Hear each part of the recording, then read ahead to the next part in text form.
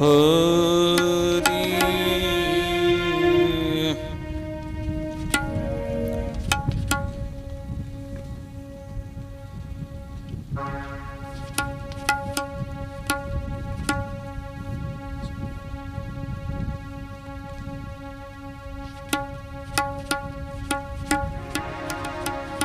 सर्वमंगलमांगल्य शिवे सर्वार्थसाधिके शरण्ये त्र्यंबके गौरे नारायणे नमोस्तुते।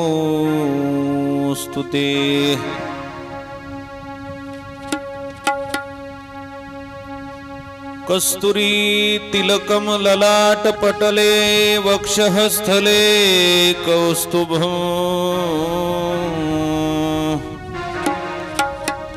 नासाग्रे वरमौक्तिकं करतले वेणुः करे कङ्कणम्। सर्वांगे हरिचंदनं सुललितं कंठे च मुक्तावली। गोपस्त्री परिवेष्टितो विजयते गोपाल चूड़ामणि।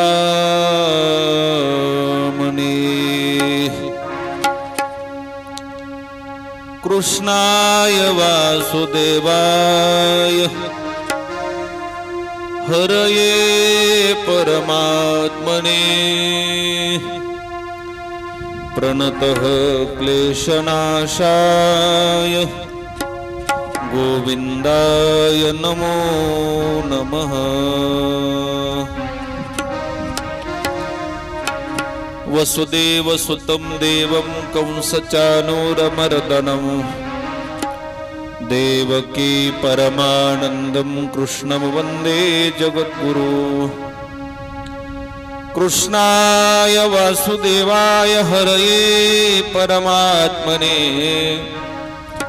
प्रणतः क्लेशनाशाय गोविंदाय नमो नमः।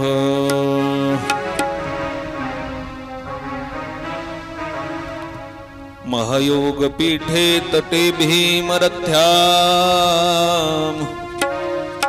वरं पुण्डरीकाय धातुं निन्द्रहि समागत्य तिष्ठन्तमानन्दकन्दं परब्रह्मलिङ्गं भजे पाण्डुरङ्गं। गोपाल कृष्ण भगवान की जय। शुकाचार्य महाराज की जय। श्रीमद्भागवत महापुराण की जय। सद्गुरु भगवान बाबा की जय। सद्गुरु चंद्रशेखर बाबा की जय। जय जय जय श्री राधेश। श्री कृष्ण गोविंद हरे मुरारे।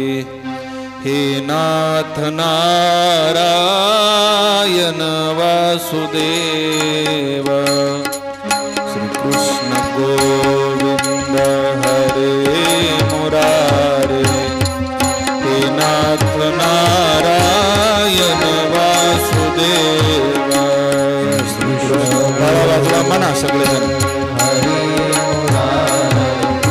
हे नाथ नारायण वासुदेव। कृष्ण गोविंद हरे मुरारे। हे नाथ नारायण वासुदेव। कृष्ण गोविंद हरे मुरारे। हे नाथ नारायण वासुदेव। कृष्ण गोविंद हरे मुरारे। हे नाथ नारायण वासुदेव। कृष्ण गोविंद हरे मुरारे। हे नाथ नारायण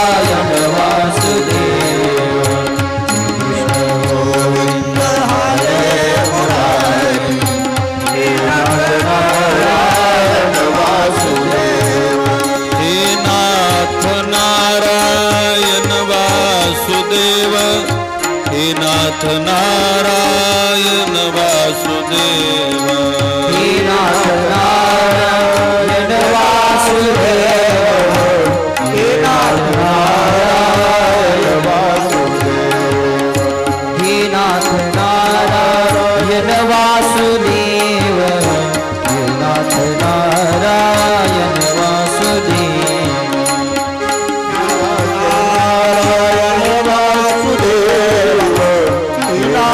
नारायण वासुदेव श्री कृष्ण गोविंद हरि मुरारी हे नाथ नारायण वासुदेव श्री कृष्ण गोविंद हरि मुरारी हे नाथ नारायण वासुदेव कृष्ण गोविंद हरे मुरारी हे नाथ नारायण वासुदेव कृष्ण गोविंद हरे मुरारी हे नाथ नारायण वासुदेव हे नाथ नारायण वासुदेव हे नाथ नारायण वासुदेव हे नाथ नारायण वासुदेव हे नाथ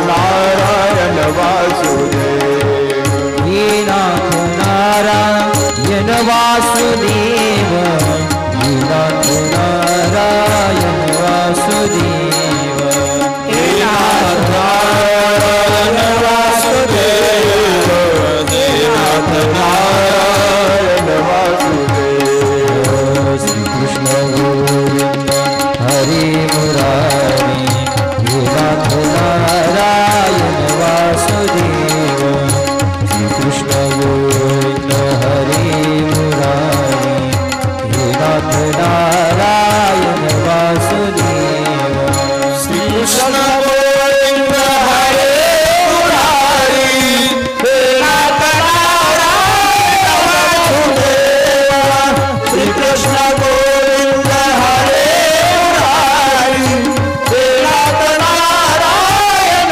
वासुदेव हे नाथ नारायण वासुदेव हे नाथ नारायण वासुदेव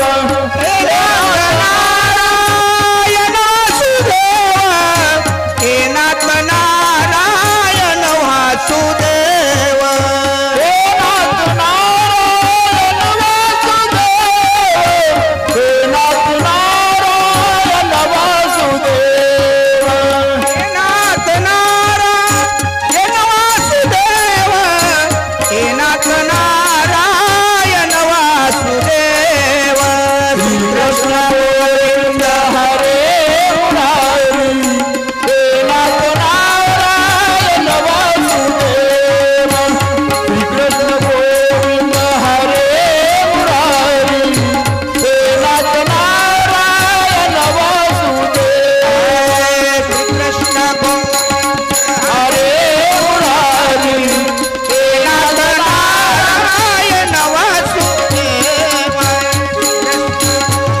हरे मुरारी हे नाथ नारायण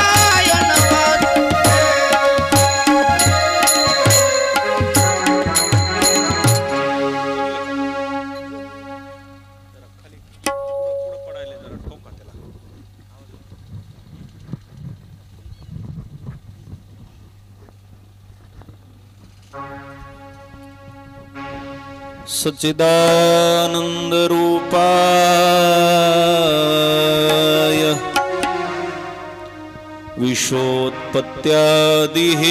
विश्वोत्पत्त्यादिहेतवे तापत्रय विनाशाय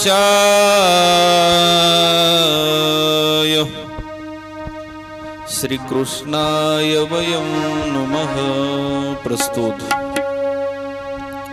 कथेचा तिसरा दिवस आहे। कालच्या कथेमध्ये राजा परीक्षिती याला महर्षी शृंगी ऋषीने शाप दिलेला आहे की आजपासून तू 7 दिवसामध्ये तक्षक सर्पदंश होऊन मरण पावशील। आणि ज्या वेळेस अगदी 7 दिवसावर मरण आलेला राजा परीक्षिती घाबरून गेलेला आहे, तो गंगा नदीच्या तीरावर आला, सफेद वस्त्र धारण केले आणि गंगा नदीच्या तीरावर येऊन या केलेल्या कर्मातून कशी मला मुक्तता मिळवता येईल याच्यासाठी अगदी प्रयत्न राजा परीक्षिती करीत आहे. वाट पाहत होता कुणाची तरी की कोण आता मला या संसार भवसागरातून तारून नेईल. त्यावेळेस कालच्या कथेमध्ये शुकाचार्यांचं आगमन झालं बरं का. इथपर्यंत कथा ऐकली, लक्षात आहे ना?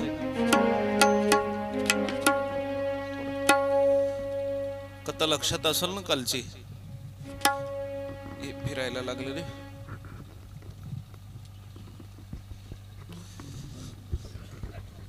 शुकदेवजीचं आगमन झालं कालच्या कथेमध्ये. कोण शुकदेव होते? महर्षी व्यासांचे पुत्र. पुढे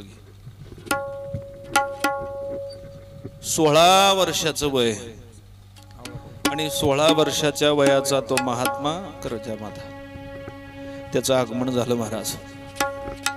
शुकाचार्यांचं वर्णन करीत असताना शौनक मुनी म्हणतात, इतकी सुंदर मूर्ती होती महाराज 16 वर्षाची. शुकदेवांचं शरीर अगदी पवित्र होतं महाराज. कारण भगवंताच्या साधनेचं तेज अगदी शरीरावर दिसत होतं महाराज. गोड वर्णन करतात. तम दृष्टवर्षम सुकुमार पादम करोरु बाह्य संकल्प गोलगात्रम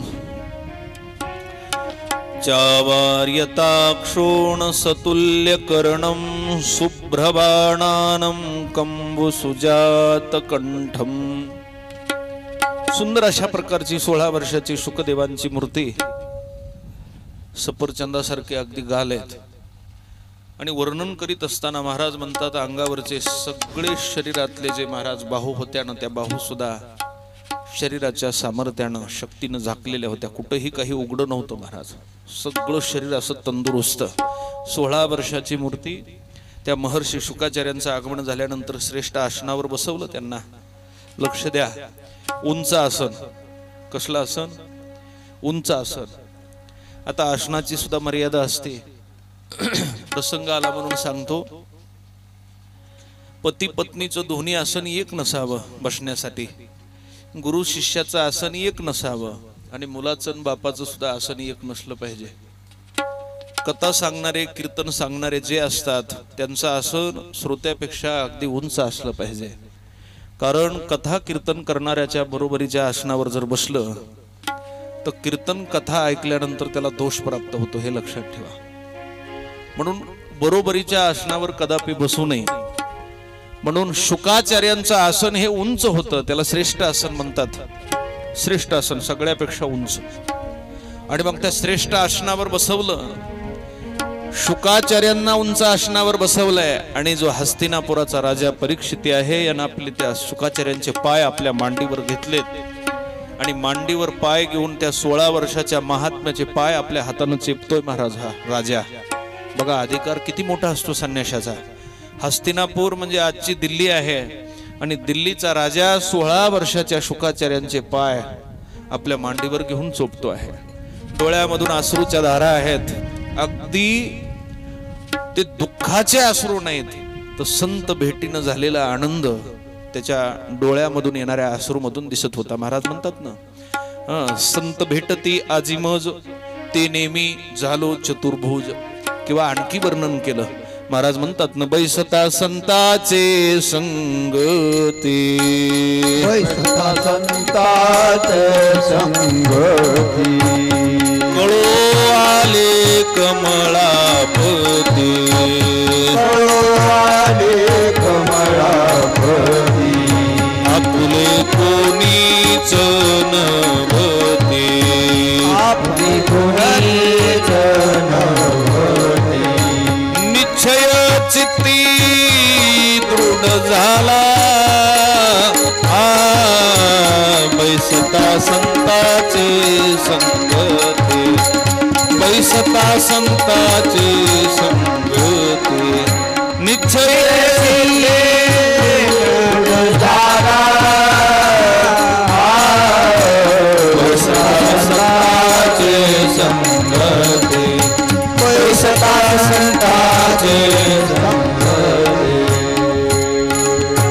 कोणाच्या संगतीत गेल्यानंतर सुख वाटतं. संताची संगत प्राप्त झाली तर काहीतरी सुखाचा अनुभव येतो. माणसाच्या संगतीत कुठलं सुख वाटणार आहे? महाराज म्हणतात, बैसता संताचे संगती अनुभव काय आला तर कळू आले कमळापती. कुणाची ओळख झाली? देवाची ओळख झाली, मग तिथं आनंद वाटतो. यानं पाय आपल्या मांडीवर घेतले तर राजा परीक्षिती चोपतो आहे. शुकाचार्याने काही बोलण्यापेक्षा राजा परीक्षिती अगदी घाबरून गेलेला होता, कारण 7 दिवसात मरण होतं आणि त्याच्यातला 1 दिवस महाराज शुकाचार्याला येण्यामध्ये गेला होता. म्हणजे किती दिवस राहिले होते?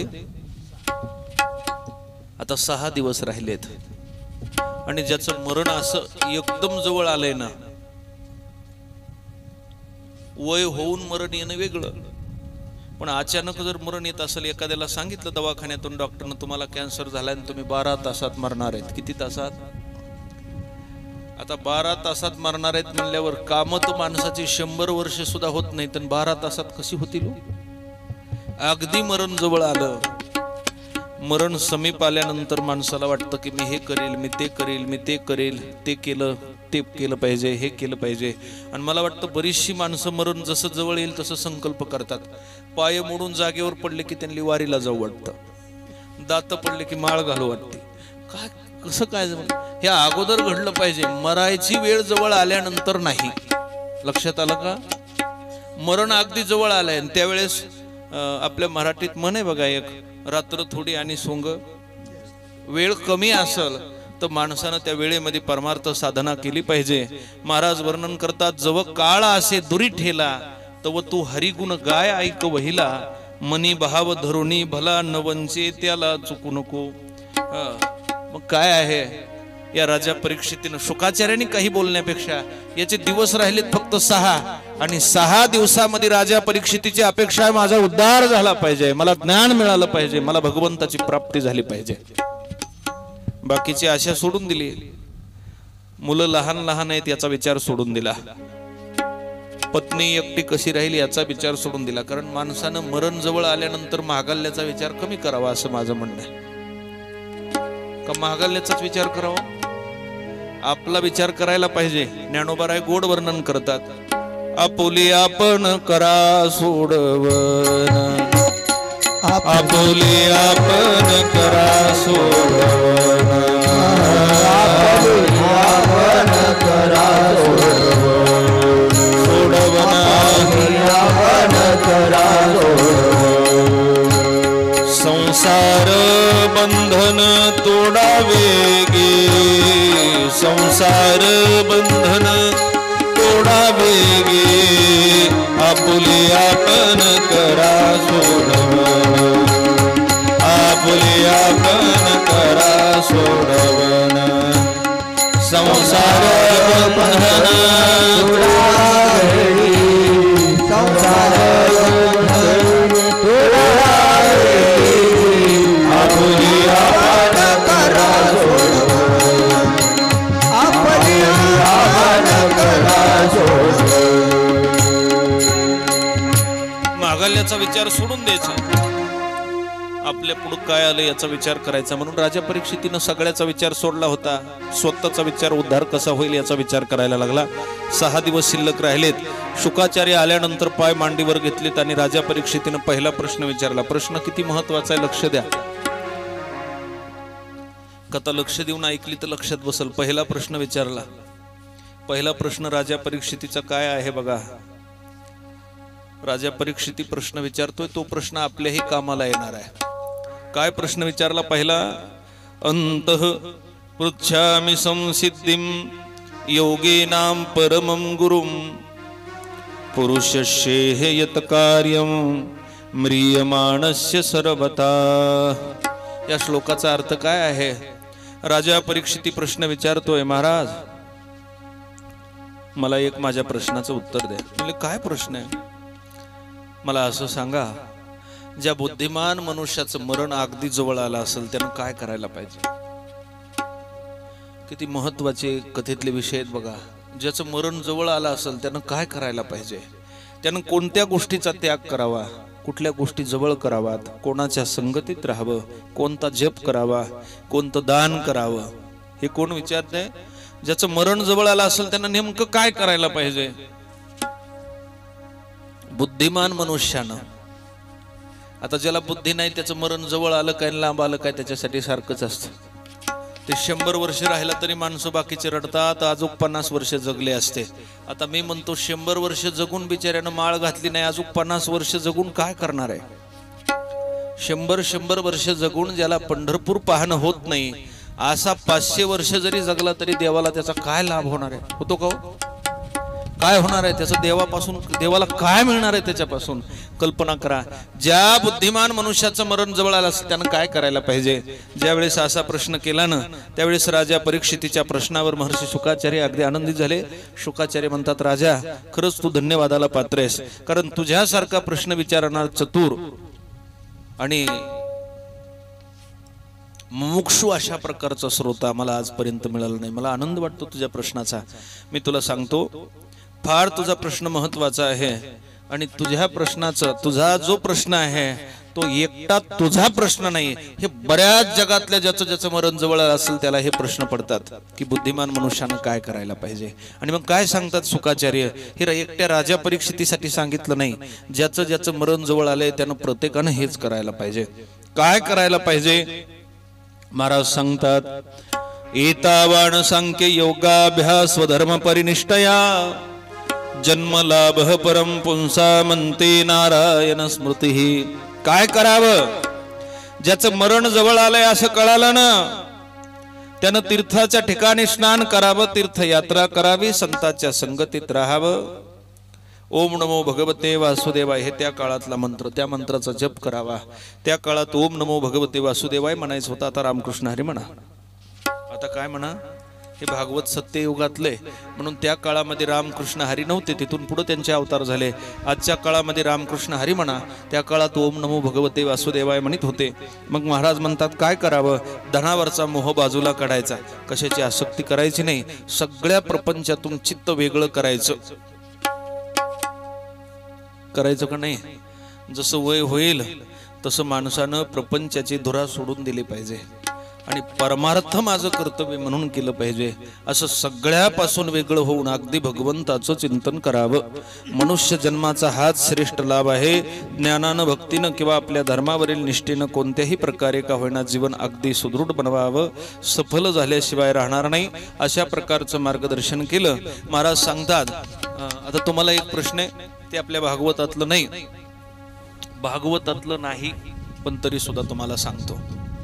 तुम्ही म्हणताल महाराज मरण जवळ आल्यानंतर तुम्ही हे करावं हे सांगितलं, पण मरण जवळ आलेलं नेमकं कसं कळलं?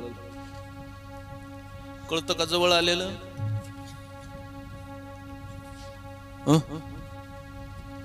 कळतं का? ज्ञानोबरायाचा एक अभंग आहे बघा, मी तुम्हाला सांगतो, ते तुम्ही दररोज पाहत जा, तुम्हाला मरण कुणाचं किती आलंय ते कळलं. पहिलं सांगितलं, कानी घालून या बोटे नादजे पहावे. दोन्ही कानामध्ये बोट घालायचे आणि मध्ये बुंग असा आवाज जर येत असेल तर काही अडचण नाही, पण ज्या दिवशी तो कानामधला आवाज बंद होईल, ज्ञानोबराय म्हणतात, न दिसता जाणावे 9 दिवस. किती दिवस? डोळ्यामध्ये कानामध्ये बोट घालायचे 2. बघा पुन्हा आता भागवत संपल्यावर घालून बघा, एखाद्याचं बंद पडलं असलं तर 9 दिवसाला. हे सूत्र आहे बरं का, हे खोटं नाही, तुम्ही बघत जा. हे 9 दिवस. डोळे घालून या बोटे चक्र जे पहावे. डोळे असे डोळ्यामध्ये दोन्ही बोट घालायचे आणि वरी एकटक नजर करायचे. मग वरी नजर, डोळे झाकून बोट घालायचे डोळ्यामध्ये आणि मग चक्र चक्र चक्र चक्र गोल चक्र दिसतात. ते गोल चक्र जोपर्यंत दिसतात तोपर्यंत काही नाही, पण दिसायचे बंद झाले की महाराज म्हणतात, न दिसता जाणावे 7 दिवस. किती दिवस? किती दिवस? आता हे 7 दिवसापर्यंत आलं. आता हे डोळ्यात बोटन कानात घालण्यापेक्षा सकाळी उठलं की आपल्या आपल्या भोवया वरी बघायच्या. डोळ्याच्या भोवया न दिसता जाणा, आयुष्याची गणना 5 दिवस. किती दिवस? डोळ्याच्या भोवया बघायच्या वरी, भोवया न दिसल्या की म्हणायचं 5 दिवस राहिले. आता अगदी जवळचं सांगतो, दररोज उठल्यानंतर सकाळी नाकाचा शेंडा बघायचा आपल्या आपल्या. हे खोटं नाही, माऊलींनी सांगितलंय. हे काय मी तुम्हाला विनोदासाठी सांगायलो नाही. आता ज्यांनी वाचलं असेल त्यांना माहित असेल, आमच्या धैपळकराला माहित असेल. हे अभंग आहे, तुम्ही माऊलीचं गाथा वाचा, त्याच्यात हे सगळं सांगितलंय. महाराज सांगतात, नासागरीचे नग्न न दिसता नयनी म्हणा तेची दिनी रामकृष्ण. नाकाचा शेंडा ज्या दिवशी तुम्हाला तुमच्या डोळ्यानं दिसणार नाही त्या दिवशी 24 तासामध्ये मरण येणार. म्हणून तर मेलेल्या प्रेताची अगोदरच नाकाचा शेंडा खाली पडत असतो महाराज, माहिती आहे तुम्हाला. मग त्या दिवशी 24 तासावर मरण येतं. ज्ञानेश्वर महाराज म्हणतात, ज्ञानदेव म्हणे साधूचे लक्षण अंतकाळी जाण वेगी पहा. हे तुम्ही दररोज बघत जा, म्हणजे तुम्हाला मरण किती जवळ आलंय ती कळल. आणि 24 तासावर मरण आल्यानंतर सगळं सोडून द्यायचं, नुसतं भजन करायचं. मग त्या दिवशी भजन करीत करीत मरण आलं तर अगदी पवित्रता प्राप्त होती. अशा प्रकारचं मरणाचं लक्षण आहे. मग याला सांगितलं, यानं सांगितलं म्हणजे महाराज माझं मरण 7 दिवस आलं होतं, आता 1 दिवस गेला, 6 दिवस राहिलेत फक्त. आता 6 दिवसात उद्धार होईल का माझ्या मनामध्ये संशय. ते म्हणजे 6 दिवस सुद्धा भरपूर झाले. चांगलं चित्ताचा आणि मनाचा निग्रह केला तर 1 तासामध्ये उद्धार. किती तासामध्ये? 1 तास उरला खटवांग भाग्यदशा कैशी. किंवा आणखी वर्णन केलं, नाम उच्चारिता कंठी आणि पुढे उभा जग जेठी. एका क्षणार्धात देवाची प्राप्ती होते. पण अशा प्रकारचा मनोनिग्रह करण्यासाठी अगदी महत्वाचं आहे. राजा तू एक काम कर, अंतकरणातली भीती सोडून दे, भय सोडून दे, मरणाची भीती सोडून दे. तीर्थक्षेत्रामध्ये जलामध्ये स्नान करावं. मरण ज्याचं जवळ आलंय त्यानं माया ममता सोडून द्यावे आणि भगवंताचं अखंड चिंतन करावं. अशा प्रकारची साधना केल्यानंतर त्याचं जीवन अगदी पवित्र झाल्याशिवाय राहणार नाही, हे पहिलं सांगितलं. आणि मग राजा धीर झाला. महाराज थोडा धैर्य धरलं राजानं. आता घाबरून गेला होता, पण आता शांत झाला राजा.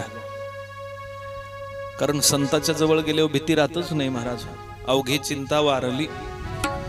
अगदी शांत झालेला राजा, त्याला वाटायला लागलं महाराज मरण येण्याचं काही वाटत नाही, पण दुःख याचं वाटतं. इतकं वय झालंय पण तरी सुद्धा मला भगवंताच्या कुठल्याच तत्वाचं ज्ञान नाही. मग तुम्ही एक काम करा, जे तत्व ऐकल्यानं माझा जन्म मृत्यू रूपी संसारातून नाश होईल अशा प्रकारचं ज्ञान मला तुम्ही सांगा. ते म्हणले, हे भागवत नावाचं तत्व आहे आणि ह्या भागवत नावाच्या तत्वात भगवंताच्या विषयी कुठलंही ज्ञान ऐकलं ना, कोणतंही असू द्या, ते भगवंताचं असावं. 24 अवतारातली कुठल्याही अवताराची कथा ऐकली, तिचं चिंतन केलं तर माणसाचा अगदी उद्धार झाल्याशिवाय राहत नाही.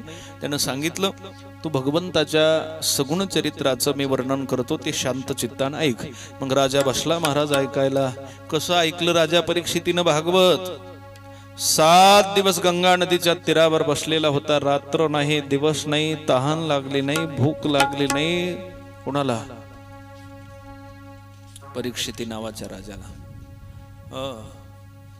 तहानही लागली नाही, भूकही लागली नाही महाराज. मलमूत्राचं विसर्जन सुद्धा नाही. घातलेली मांडी 7व्या दिवशी, ज्या दिवशी भागवत संपलं, प्रसाद घ्यायलाच उठविल. आपलं हे उद्यापासून तसंच करायचं आपल्याला. शेवटच्या दिवशीच उठवायचे एकदा. जमल का?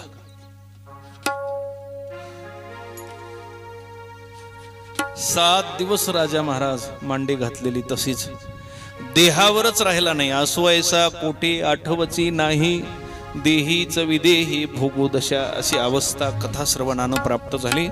मग राजा परीक्षितीनं पहिला प्रश्न विचारला महाराज. तो पहिला प्रश्न होता, बुद्धिमान मनुष्यानं काय करावं. दुसरा प्रश्न विचारला, देवा हे मुनी, माझ्या मनामध्ये संशय आहे की या सृष्टीची उत्पत्ती कुणी केली असेल? कोण आहे सृष्टी उत्पत्ती करणारा? विष्णू, ब्रह्म, महेश अशा प्रकारचे वेगळ्या वेगळ्या देवाचे भेद माझ्या बुद्धीमध्ये दिसतात. मला सांगा, या देवा जगामध्ये जे 24 अवतारांना नटलेला देव आहे तो कुणी एक आहे का अनेक आहे? अशा प्रकारचा भेद माझ्या बुद्धीमध्ये आहे. मग तोच देव असेल तर सृष्टीची उत्पत्ती नेमकी कुणी केली? हा सृष्टी उत्पत्ती विषयीचा पहिला प्रश्न भगवान शुकाचार्यांना राजा परीक्षितीनं विचारला. गोपाल कृष्ण भगवान जय जय जय जय श्री राधेश्याम. हा फार महत्वाचा प्रश्न आहे. सृष्टीची उत्पत्ती नेमकी कशी झाली? आता आपण इतक्या मुळामध्ये भागवतात चाललोत की ज्या वेळेस पृथ्वी पाण्यामध्ये बुडालेली होती, मनुष्य सृष्टीच नव्हती महाराज त्यावेळेस. आता इतक्या मुळातून इतिहास आपल्याला आजपर्यंतचा ऐकायचा आहे भागवतात. मग सृष्टीची उत्पत्ती नव्हती, पृथ्वी पाण्यामध्ये बुडाली होती, मग ती कुणी वर काढली? अशा प्रकारचा प्रश्न विचारला. मग सृष्टीची उत्पत्ती कशी केली असा प्रश्न विचारल्यानंतर महर्षी शुकाचार्य सांगतात, राजा 1/4 वर्ष पृथ्वी पाण्यामध्ये बुडालेली होती. पृथ्वी पाण्यामध्ये बुडती कारण पृथ्वी ही 28% आहे आणि समुद्र हा 72%. किती टक्के? 72% पाण्यामध्ये ही पृथ्वी पडली महाराज की अगदी मिठाच्या खड्यासारखी कुणीकडे गेली म्हणून कळत नाही. इतकं पाणी जगामध्ये आहे का नाही? तरी आपल्याला आता प्यायला नाही आहे का? ही जर बुडाली तर सापडत सुद्धा नाही. भागवतात तेच ऐकायचंय आपल्याला. पाण्यामध्ये बुडलेली पृथ्वी देवानं वर काढली होती. इतकं पाणी जगात आहे पण तरी आपल्याला पाणी मिळतं का? समुद्र किती आहे? किती समुद्र आहे? 72% समुद्र आहे महाराज पाण्याचा. पण इतकं पाणी असताना सुद्धा एवढूशा 28% जमिनीला पाणी मिळत नाही. ही पाण्यामधून बाहेर काढलेली पृथ्वी आहे. कल्पना करा, ही पृथ्वी पाण्यामध्ये बुडालेली होती आणि देव सुद्धा शांत अवस्थेमध्ये. आता पृथ्वीच पाण्यात म्हणल्यावर त्या काळात माणसं, सजीव सृष्टी, झाडं, वृक्ष असलं काहीच नव्हतं. नुसतं पाणी जिथपर्यंत बघल तिथपर्यंत. त्यावेळेस भगवान परमात्मा समुद्रामध्ये शयन करीत होता आणि समुद्रामध्ये शयन करीत असताना सृष्टी उत्पत्तीची इच्छा अंतःकरणात निर्माण झाली आणि नाभीमधून एक कमळ प्रगट झालं महाराज. लक्ष द्या, नाभीमधून कमळ प्रगट झाल्यानंतर त्या कमळामध्ये ब्रह्म नावाचा जो देव आहे ना, ज्यानं सृष्टीची उत्पत्ती केली, त्या ब्रह्मदेवाचा त्या कमळामध्ये आविर्भाव झाला. कशामध्ये? कमळातून जन्म आहे म्हणून त्याला कमळ गर्भ असं सुद्धा म्हणतात. कमळ केवढं कसणार आहे? त्या कमळाच्या पाकळ्यामध्ये हा ब्रह्मदेव महाराज मोठं पोट आहे आणि ते मोठ्या पोटाचा बुवा कमळामध्ये उत्पन्न केला देवानं. त्याला माय नाही, बाप नाही, काही नाही, डायरेक्ट निर्माण केलं. देवाच्या मनात आल्यानंतर काही करू शकतो महाराज देव. जसं तुम्ही काल सांगितलं, मी नाथ पंथातले जेवढे नाते आहेत ना त्या कुणालाच मायबाप नाहीत आहे का नाही? गोरक्षनाथ, गहिनीनाथ, मच्छिंद्रनाथ, कशातूनही निर्मिती केली. तसं ब्रह्मदेवाची उत्पत्ती केली आणि ब्रह्मदेवाची उत्पत्ती केल्यानंतर ब्रह्मदेव पाहायला लागले, एक कमळाचं फुल आहे आणि त्या कमळाच्या फुलावर मी बसलेलो आहे. जिकडं पाहावं तिकडं कुठपर्यंत ही पाणी दिसत आहे. एकही मनुष्य सृष्टी नाही, कुठं वृक्ष दिसत नाही, डोंगर दिसत नाही. ब्रह्मदेव पाहायला लागले सगळीकडं, कुठपर्यंत ही पाणी आहे. मनामध्ये थोडा संशय आला, पाण्यामध्ये बसलेलो मी आहे, कुणी उत्पत्ती केली असेल माझी नेमकी? माझा निर्माता कोण असेल? म्हणून ब्रह्मदेवानी पाण्यामध्ये उडी मारली महाराजांनी, खाली तळापर्यंत जाण्याचा प्रयत्न केला. पण एका भेटीमध्ये देवाच्या पर्यंत कुणी पोहोचू शकत नाही महाराज. 1-5 मिनिटं खाली गेले, पुन्हा वर आले, पुन्हा दुसऱ्या वेळेस गेले, पुन्हा वर आले. वाईट वाटायला लागले, ह्याचं कोण मुळ असेल ती पाहायला पाहिजे. काही सापडत नाही. मग खेद वाटायला लागला. त्यावेळेस आकाशवाणी झाली आणि आकाशवाणीनं सांगितलं, तप तप तप असे शब्द महाराज कानावर पडले. याचा अर्थ असा की तुला देवाला जर भेटायचं असेल तर काय करावं लागेल? तप करावं लागेल, कारण तपाशिवाय देवाची प्राप्ती होत. महाराजही म्हणतात ना, तपे विन दैवत दिदल्या विन प्राप्त. तपे विन दैवत दिदल्या विन प्राप्त. तपे विन दैवत दिदल्या विन प्राप्त. तपे विन दैवत दिदल्या विन प्राप्त. तुझे विनहित कोण सांगे, कोण सांगे, तुझे विनहित कोण सांगे, कोण सांगे, तुझे विनहित कोण सांगे, कोण सांगे, तुझे विनहित कोण सांगे, कोण सांगे. तपे विन दैवत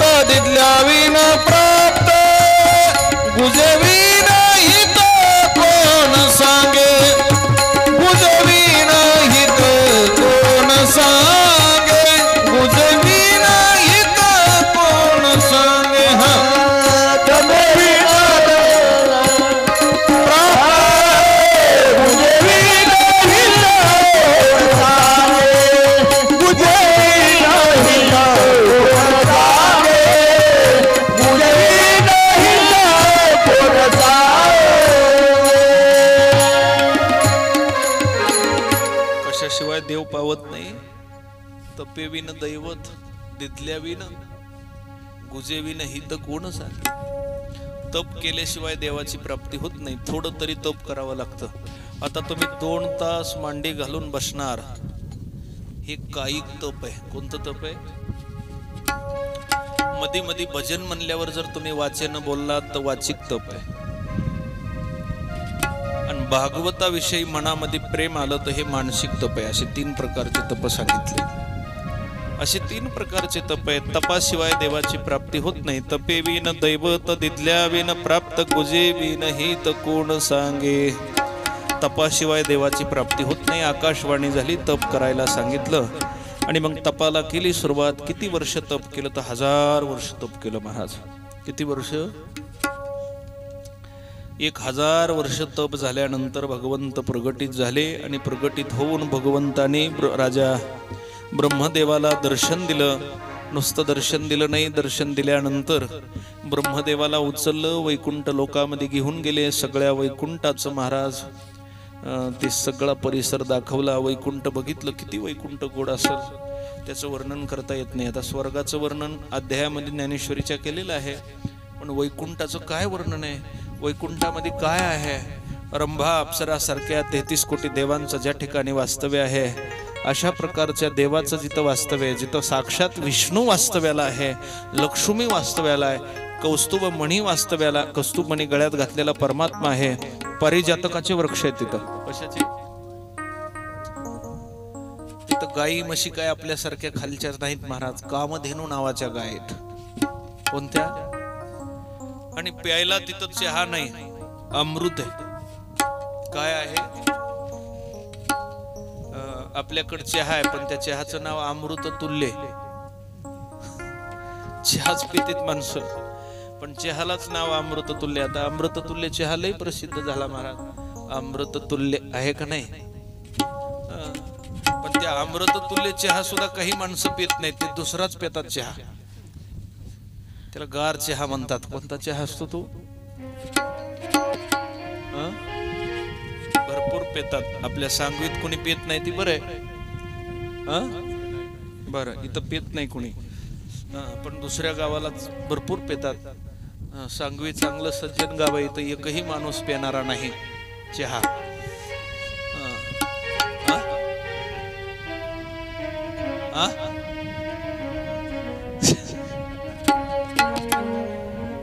आणि मग तिथं अमृत प्राशन करायला असतं. काय प्राशन करायला? वरी वैकुंठामध्ये 33 कोटी देवाचं त्या ठिकाणी वास्तव्य आहे, जिथं अमृत प्राशन करायला लागतं महाराज. अशा वैकुंठामध्ये गेले ब्रह्मदेव. ब्रह्मदेवाला वाटलं देवानं आता आपल्याला इथंच ठेवून घ्यावं, पण सगळं दाखवलं आणि खाली कमळात आणून बसवलं. कमळात आणून बसवल्यानंतर कमळामध्ये बसलेले ब्रह्मदेव बघायला लागले, आता काय करावं, यानं कुठल्या कामासाठी आपल्याला निर्माण केलंय काही सांगत नाही. कारण माणसाला कर्म केल्याशिवाय निवांत या जगामध्ये बसायला येत नाही. ही कर्मभूमी महाराज. कोणती भूमी? इथं कुठलाच माणूस निवांत बसत नाही. हाता पायानं साथ जरी सोडली तरी म्हातारे माणसं सुद्धा निवांत बसत नाहीत. ज्याचे शरीर काम करीत नाहीत ते तोंडानं तरी काम करतात काहीतरी. आणि मग सुना बोलत असतात, ह्याने थोडं गप बसावं, गप बसावं, आता गप खावं ह्या वयामध्ये. नाही, पण ते शांत बसत नाहीत. तोंड तरी काहीतरी कर्म करतच महाराज. करतं का नाही? ही कर्मभूमी आहे. इथं कुठलाच माणूस निवांत बसत नाही. संन्याशी निवांत नाही तर प्रपंचिकाला कधी निवांत राहता येईल? कल्पना करा. प्रत्येकाच्या अपेक्षा आहेत. संन्यासी असला तरी मठ बांधायचा आहे, अमकं करायचंय, तमकं करायचं. कर्म करण्याची प्रत्येकाची ही आहे. इथं कर्म. देव सुद्धा आल्यानंतर निवांत बसत नाही. ही कर्मभूमी आहे. कर्म करावं लागतं. आणि इथं जन्माला आलेल्या प्रत्येकाला कर्माचा अधिकार आहे. गीतेमध्ये वर्णन केलं, कर्मणेवा अधिकार असते मा फलेषु कदाचन मा कर्मफल हे दुर्भो माते संगोस्तो कर्मणी. आहे का नाही? प्रत्येकानं कर्म करावं लागतं. महाराज म्हणतात, हे ऐसे असे स्वभावे मनोनी कर्मन संडावे विशेषे आचारावे लागे संती. संत महात्मे सुद्धा विशेष आचरण करून कर्म करतात. इथं कर्म केल्याशिवाय उद्धार नाही. म्हणून ब्रह्मदेवाने विचार केला, तर मी काय कर्म करू? इथं कमळामध्ये आणून बसवलंय. कारण काम नसलं की महाराज बरंच वाटत नाही. काहीतरी हाताला काम असलं पाहिजे, थोडंफार बसल्या बसल्या तरी. कितीकही माणूस निकामी झाला तरी त्याला काम करावं अशी अपेक्षा होती. मग ब्रह्मदेवाने विचार केला काय कर्म करावं. कर्म करण्याचा विचार केला. त्यावेळेस पुन्हा आणखी 1000 वर्षापर्यंत तप केलं. परमात्मा प्रगट झाला आणि परमात्मा प्रगट झाल्यानंतर विचारलं, देवा किम कर्मेती, मला कुठल्या कर्मासाठी तुम्ही निर्माण केलं हे सांगा. त्यावेळेस ब्रह्मदेवाला देव सांगतो, ब्रह्मा सृष्टीची उत्पत्ती करा. कशाची उत्पत्ती? सृष्टीची उत्पत्ती करा. तथास्तु म्हटले, होकार दिला. सृष्टी उत्पत्तीसाठी लागणारे सर्व सोय मी करून देईल, तुम्ही सृष्टीची उत्पत्ती करा असं सांगितलं महाराज. सृष्टी उत्पत्तीचं कार्य ब्रह्मदेवाने हाती घेतलं आणि ब्रह्मदेव सृष्टी उत्पत्ती करण्यासाठी लागले. कल्पना करा, ही कथा आपल्याला ऐकायची आहे, फार गोड आहे.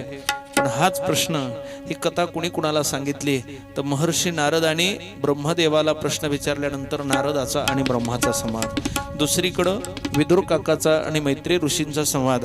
विदुर काका ज्यावेळेस घरातून रागानं निघून जातात त्यावेळेस मैत्री ऋषींची भेट होती आणि मैत्री ऋषींचा आणि विदुर काकांचा सृष्टीविषयक संवाद होतो. ती सुद्धा कथा आपल्याला ऐकायची आहे. कल्पना करा, ज्या वेळेस सृष्टी उत्पत्तीचं कार्य चालू झालं महाराज, सृष्टी उत्पत्तीचं कार्य चालू झाल्यानंतर पहिल्या वेळेस एक स्त्री आणि एक पुरुष अशा प्रकारची जोडी उत्पन्न केली. त्या स्त्रीचं नाव होतं शतरूपा राणी आणि पुरुषाचं नाव होतं स्वयंभू मनू. दोनच माणसं, शतरूपा राणी आणि स्वयंभू मनू, दोघांची निर्मिती केली. दोघ जण ब्रह्मदेवाच्या पुढे उभा राहिले, हात जोडले आणि ब्रह्मदेवाला विचारणा करतात, स्वामी आम्हा मनुष्याला तुम्ही निर्माण केलं, पण आमचं राहण्याचं ठिकाण पृथ्वी आहे, आमचं जगण्याचं ठिकाण पृथ्वी आहे. आम्ही अन्न पृथ्वीमध्ये पिकवतो आणि ती पृथ्वी पाण्यात बुडलेली आहे, आम्ही कुठं राहावं. त्यावेळेस ब्रह्मदेवाच्या लक्षात आलं, आता काय करावं, किती वेळेस देवाला बोलवावं. अंतकरणातून महाराज अगदी भगवंताची प्रार्थना केली. त्यावेळेस जगाचा मालक ब्रह्मदेवाला शिंक आली. नाकातून महाराज अंगठ्या एवढा प्राणी बाहेर पडला आणि बाहेर पडलेला प्राणी अगदी आकाशापर्यंत उंच, इतकं मोठं अकराळ विक्राळ रूप त्या प्राण्यानं धारण केलं.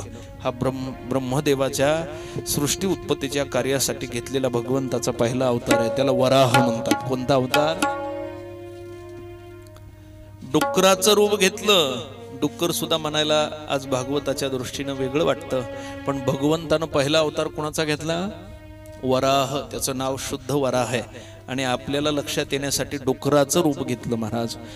अगदी थोडीशी शेपटी आहे, शेपटी हलवत हलवत नाकातून बाहेर पडलेला तो अंगठ्या एवढा शिशू अगदी मोठा झाला. भयंकर सामर्थ्य. पुढे 2 दात आहेत, ते दात पृथ्वी बाहेर काढण्यासाठी होते. आता बी पृथ्वी उकारण्यासाठी ते दात वापरतात. डुकर वापरतात ना? वापरतात का? आता माणसं म्हणते डुकराने डुकरच त्रास द्यायला लागलेत. मी तुम्हाला सांगतो, समुद्रातून पृथ्वीच बाहेर डुकरांनी काढली, उलटा आपला अधिकार नाही तिच्यावर. कशावर? हे तुम्ही बळच मालक झालात. पहिली पाण्यात होती पृथ्वी, ती कुणी बाहेर काढली? वराह. डुकरानं बाहेर काढली, देवानं डुकराचं रूप धारण करून. तुम्ही इथं मालक झालात. हे पहिली पृथ्वी बाहेर काढली वराह नावाच्या परमात्म्यानं. वराह रूप धारण केलं. बघितलं ब्रह्मदेवाने, कोण असेल हा प्राणी, कारण आतापर्यंत पशु प्राणी कुणीच नाही सृष्टीवर, कारण पाण्यामध्ये पृथ्वी पाण्यामध्ये आहे. त्या वराह भगवंताला बघितलं की लगेच लक्षात आलं, हा देव आहे, यानंच माझ्यासाठी अवतार घेतला असेल. मग महाराज शेपटी हलवत हलवत पाण्यामध्ये शिरला. पाण्यामध्ये शिरून ती पृथ्वी आपल्या दाढेवर उचलली आणि परत निघणारी एवढ्यामध्ये हिरण्यक्ष नावाच्या दैत्यानं हातामध्ये गदा घेऊन युद्ध करायला सुरुवात केली. पृथ्वी स्थापन केली आणि हिरण्यक्ष नावाच्या दैत्याचा वध केला आणि वध करून पृथ्वी स्थापन करून परमात्मा अंतर्धान पावले. गोपाल कृष्ण भगवान जय. बोलिए वराह भगवान जय. जय जय जय श्री राधे श्याम. फार गोड कथा ऐकायची आहे. आता वराह नावाच्या परमात्म्याच्या अवताराची कथा आपल्याला ऐकायची आहे. खरंय ना? हा, तिकडच्या म्हणल्या नाहीत आणि त्या कडीच्या एक म्हणल्या नाहीत, हे पुढच्या म्हणत होत्या.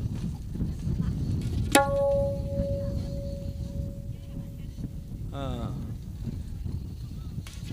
बघा, लक्ष द्या. विदुर काका मैत्री ऋषींना प्रश्न विचारतात. इकडे राजा परीक्षितही प्रश्न विचारतो आहे. विदुर काका प्रश्न विचारतात, महाराज हिरण्यक्षचं आणि भगवंताचं नेमकं कशासाठी युद्ध झालं? तो कोण हिरण्यक्ष होता?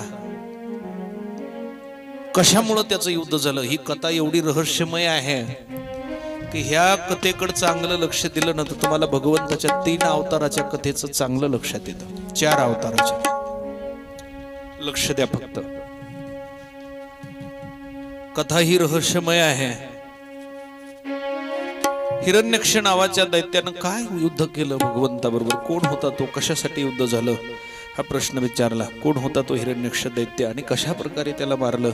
ही कथा ज्या वेळेस विचारली ना महाराज, प्रश्न विचारला, तेनैव तु मुनिश्रेष्ठ हरिणा यज्ञमूर्तिना आदि दैत्यो हिरण्यक्षो हत इत्यनसो श्रुमः. प्रश्न विचारला. कथा लक्ष देऊन ऐका. कश्यप नावाचे मुनी होते आणि त्या कश्यप नावाच्या मुनीला 2 पत्न्या होत्या. एकीचं नाव आदिती होतं आणि दुसरीचं नाव दिती होतं. किती संबंध गोड आहेत बघा. आदितीला जे मुलं झाले ते देव झाले आणि जे दितीला झाले ते दैत्य झाले. म्हणजे देवाचं दैत्याचं नातं कुणाकुणाचं होतं? वडील 1, 2 आया आणि त्या सुद्धा सख्या बहिणी. कोण कोण? सकाराम महाराज पुढे या की. इथं खाली बसलात भोयला का? थोडं उशीर झाल्यामुळं लाजायला. बसा. दिती आणि आदिती प्रसंग चांगला लक्षात घ्या. आदिती पासून जे उत्पन्न झाले ते देव आणि दिती पासून उत्पन्न झाले ते राक्षस. तुम्हाला माहित आहे गरुडाचं आणि सापाचं नातं सुद्धा कशाचं आहे? सावत्र भाऊ. हा, चुलत भावापेक्षा सावत्र भाऊभावाची दुश्मनी लई जोरात असते. चुलत भावाचा तरी एखादा इतिहास आहे, पण सावत्र भावाची लई परंपरा आहे महाराज. साप आणि गरुड सख्खे सावत्र भाऊ आहेत आणि देव आणि दैत्य सख्खे सावत्र भाऊ. कसा विषय लक्षात घ्या. इकडं दोघी सख्या बहिणी, तिकडं मालकी 1 म्हणजे सवती झाल्या. आदितीला मुलं झाले आणि आदितीला मुलं झाल्यानंतर दितीला बरं वाटलं नाही. बरं, महिला मंडळीचं असतंही. आता 2 सवती असल्या आणि एकीला मुलं झाले असले आणि एकीला नसली तर महाराज काय थोडं एकामेकाकडे बघत असताना थोडी वेगळ्या दृष्टीनं बघतात. आदितीनं तिचं लेकरू हिला कडेवर सुद्धा घेऊ द्यायचं नाही कुणी. आणि तिला थोडा राग वाटायचा. तिला वांझोटी म्हणायचं, अमकं म्हणायचं, तमकं, पण तिला राग यायचा. तिनं विचार केला मला ही संतती झाली पाहिजे.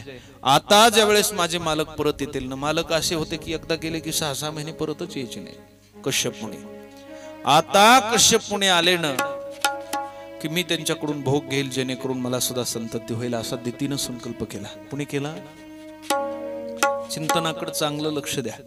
दितीर दाक्षायणी क्षतमारिचम कश्यपम पतिम अपत्य कामाचकमे संधायाम हच्च मार्यते. मग तिनं विचारायला चालू केलं. ते मनामध्ये पूर्ण संकल्प केला की आता कधीतरी माझे मालक आले की मी त्यांच्याकडून भोग घेणार. आणि नेमकं त्याच दिवशी 4 वाजता कश्यप मुनीचं आगमन झालं आश्रमामध्ये. आगमन झाल्यानंतर दितीनं पाठ सजवलाय पाय धुण्यासाठी, फुलं अंतरलेत. आता ही सगळी मालकाची सेवा करायचं चांगलं ठरवलं होतं. कश्यप मुनीने विचार केला कधी नाही ते आज मालकिनीने एवढी मोठी सोय केली, पण अंतकरणात काम वासना होती महाराज. कसली वासना? हे सगळी सेवा केली होती पण काम वासनेनं. कशा? कामाच्या इच्छेनं. म्हणून दितीची भेट झाली. आल्यानंतर कश्यप मुनी बसलेत. कथा थोडी आता भागवतात जसं आहे तसं मी सांगणार आहे, पण कथेचा विषय थोडा वेगळा विषय आहे. पण त्याचा काही गैरविचार म्हणजे काही वेगळा विचार त्याच्यातला घेऊ नका. दितीनं बसण्यासाठी टाकलं आणि बसण्यासाठी टाकल्यानंतर दितीनं हात जोडले आणि हात जोडल्यानंतर दिती विनंती करते आहे मला तुमच्याकडून भोग घेण्याची इच्छा आहे आणि आता तात्काळ माझी इच्छा पूर्ण करा. कोण म्हणते? कश्यप मुनीने सांगितलं म्हणले दिती आताची वेळ थोडी योग्य नाही. तुला योग्य वेळी मी तुझा भोग देईल, जेणेकरून तुला संतती चांगल्या प्रकारची होईल. कारण विधीने सेवन आणि विषय त्यागा ते समान. भोग सुद्धा कुठल्या दिवशी घ्यावा हे शास्त्रानं परिमार्जित केलेलं आहे. म्हणून सांगितलं तू थोडा वेळ थांब. किती वेळ थांबतो? 1 मुहूर्तभर थांबतो, 1 मुहूर्तभर. पण कामासक्त झालेली दिती थांबली नाही महाराज, आणि समाधीमध्ये बसलेल्या कश्यप मुनीच्या वस्त्राला हात घातला तिनं. पुणे राग आला.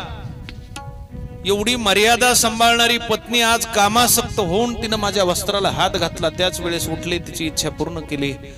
पण कश्यप मुनीला राग आला आणि इच्छा पूर्ण झाल्यानंतर ती कश्यप मुनीच्या जवळ गेली आणि हात जोडून माफी मागायला लागली. माझ्याकडून चुकलं, मी कामाच्या आहारी गेल्यानं माझ्याकडून काय प्रकार घडला काही कळालं नाही, मला तुम्ही क्षमा करा, मला क्षमा करा, मला क्षमा करा, अशी ज्यावेळेस विनंती करायला लागली त्यावेळेस रागाच्या भरामध्ये कश्यप मुनी म्हणतात, स्त्रिये तू कामाच्या एवढी आहारी गेलीस की तुला पतीचा धर्म सुद्धा कळाला नाही, तू माझ्या वस्त्राला हात घातलास, म्हणून तुला मी शाप देतो. आता तुझ्या पोटामध्ये जो गर्भ वाढणार आहे ना, त्याच्यापासून 2 भयंकर विचित्र असणारे दैत्य तुझ्या पोटी जन्माला येतील. कुणाला शाप दिला? दितीला. त्यावेळेस दिती रडायला चालू केली. आता कुणालाही तरी वाटतं का राक्षस पोटाला जन्माला यावं? आईचा संकल्प चांगला असतो. विनंती केली, स्वामी तुम्ही मला असा शाप द्या की माझ्या पोटातला गर्भ नष्ट व्हावा, पण राक्षस पोटाला यावा. एक सवत आहे, तिला देव झालेत आणि माझ्या पोटाला जर राक्षस येत असतील ना तर मी काही वाचणार नाही. मला तुम्ही चांगला शाप द्या की माझ्या पोटी सुद्धा चांगले सुपुत्र जन्माला यावेत, नाही तर असा शाप द्या की तुझा गर्भ नष्ट व्हावा. म्हणून विनंती केली. भरपूर रडायला लागली दिती महाराज. थोडीशी चूक घडली, पण ती चूक घडली अखंड. आता दैत्य होणार म्हणल्यावर दिती घाबरून गेली होती. मग दिती ज्यावेळेस पुन्हा पुन्हा विनंती करायला लागली त्यावेळेस उशाप दिला. उशाप काय दिला? मुलं राक्षस होतील, पण एका मुलाच्या पोटी भगवत भक्त जन्माला येईल. कथा लक्ष देऊ नये का? कोण? भक्त प्रल्हाद. कोण? नातू भगवंताचा भक्त होईल, आणि तो असा भक्त होणार नाही, या दोघाची वाईट कृती विसरून भगवंत त्याच्यावर अखंड कृपा करेल. कुणावर? भक्त प्रल्हादावर. भक्त जगजेठी प्रल्हाद असं नाव आहे त्याचं. भक्त जगजेठी म्हणजे भक्ताचा राजा आहे महाराज भक्त प्रल्हाद. काय सामान्य भक्त नाही तो. ज्या भक्त प्रल्हादाला गर्भामध्ये भगवंतानं दर्शन दिलं. कुठं? महाराज गोड वर्णन करतात. सत्वर उच्चार प्रल्हादी बिंबला, उद्धवाला धला कृष्णदाता, उद्धवाला धला कृष्णदाता. सत्वर उच्चार प्रल्हादी बिंबला, उद्धवाला धला कृष्णदाता, उद्धवाला धला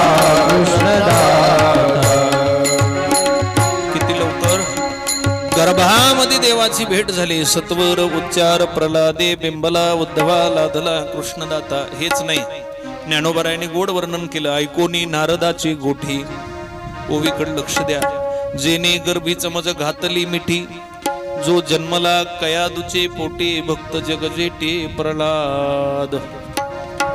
म्हणले नातू भगवत भक्त होईल. नातू भगवत भक्त होईल म्हणल्यानंतर थोडा आनंद झाला. दिती म्हणली असा नका. पुन्हा एक उशाप दिला. म्हणले तुझ्या दोन्ही मुलाचं मरण भगवंताच्याच हातानं होईल, कारण त्यांना मारण्याचं सामर्थ्य देव सोडता दुसऱ्या कुणामध्ये असणार. इतके कठीण होते महाराज ते. देव सोडून दुसरं कुणी मारू सुद्धा शकत नव्हतं, एवढे सामर्थ्यवान. आणि मग अशी ती दिती पोटामध्ये गर्भ वाढला. गर्भ वाढल्यानंतर सांगितलं होतं की ज्यांचा त्रास पृथ्वीला होईल, ऋषीमुनीला होईल, यज्ञिकांना होईल, ब्राह्मण लोकांना होईल, जन्माला आल्यानंतर ते त्रासच देणारे होते. कश्यप मुनीनं विचार केला, हे जन्माला आल्यानंतर जगाला जर त्रास देणार असतील ना, तर त्या दिती नावाच्या आईनं महाराज 100 वर्ष पोटामध्ये गर्भ अडवून ठेवला. किती वर्ष? 9 महिने जर पोटामध्ये गर्भ असला तर माणसाला एवढा त्रास होतो. महिला मंडळीला सगळे अनुभव. किती वर्ष पोटात सांभाळला गर्भ? हे जन्माला आल्यानंतर जगाला त्रास देणार आहेत, मग यांना जन्मालाच घालायचं नाही. किती वर्ष? 100 वर्ष. आणि 100 वर्ष ज्या वेळेस पोटामध्ये गर्भ राहतो ना, त्यावेळेस त्या गर्भाचं तेज अगदी वाढून गेलं महाराज. एवढं तेज वाढलं त्या गर्भाचं की स्वर्गामधल्या 33 कोटी देवांना सुद्धा त्या तेजानं महाराज अगदी दाहकता व्हायला लागलो, इतकं पोळायला लागलो. जसं आता उन्हाळ्यात पोळतोय ना, याच्यापेक्षा 1000 पटीनं त्रास व्हायला लागला. तेज गर्भाचं तेज वाढल्यानंतर गर्भाचं तेज वाढलं, सगळीकडं महाराज पोळायला लागलं. 33 कोटी देव ब्रह्मदेवाला शरण गेले. म्हणले कसं काय झालं? नुसतं पोळायला लागलं नाही, अंधाऱ्या यायला डोळ्याला. कारण जास्त तेज झालं तर अंधारे येतात का नाही? तुम्ही सूर्याकडे पहा, डोळ्याला अंधारे येतात. काही दिसत नाही. त्यावेळेस सगळी सृष्टी तेजोहीन झाली. त्यावेळेस स्वर्गातले सगळे देव ब्रह्मदेवाकडे गेले आणि ब्रह्मदेवाला विनंती करायला चालू केली. म्हणजे कशामुळे झालंय हे सांगा आम्हा. सप्रहस्य महाबाहो भगवान शब्दगोचर प्रत्याचष्टात्मक भूदेवान प्रीणन रुचिरया गिराः एष देवदितेर्गर्भमोजं कश्यम परिमितम् दिशस्ति मिरयनम सर्वावरधतेग्नि रवैधसी. कशामुळे झालं हे? मग 33 कोटी देव ब्रह्मदेवाकडे गेले आणि ब्रह्मदेवाला म्हणतात, देवा हे सगळं जग तेजोहीन झालंय, कशामुळे झालं ते सांगा. त्यांनी सांगितलं, सांगू का? म्हणले दिती नावाची खाली कश्यप मुनीची पत्नी, तिनं तिच्या पोटामध्ये गर्भ अडवून ठेवलाय 100 वर्ष, त्याच्यामुळे झालं. म्हणले 100 वर्ष गर्भ एका सामान्य स्त्रीनं अडवल्यानंतर एवढं तेज, म्हणले त्याचं कारण दुसरं एक आहे. ते कारण आहे का आता? ते दुसरं कारण काय आहे?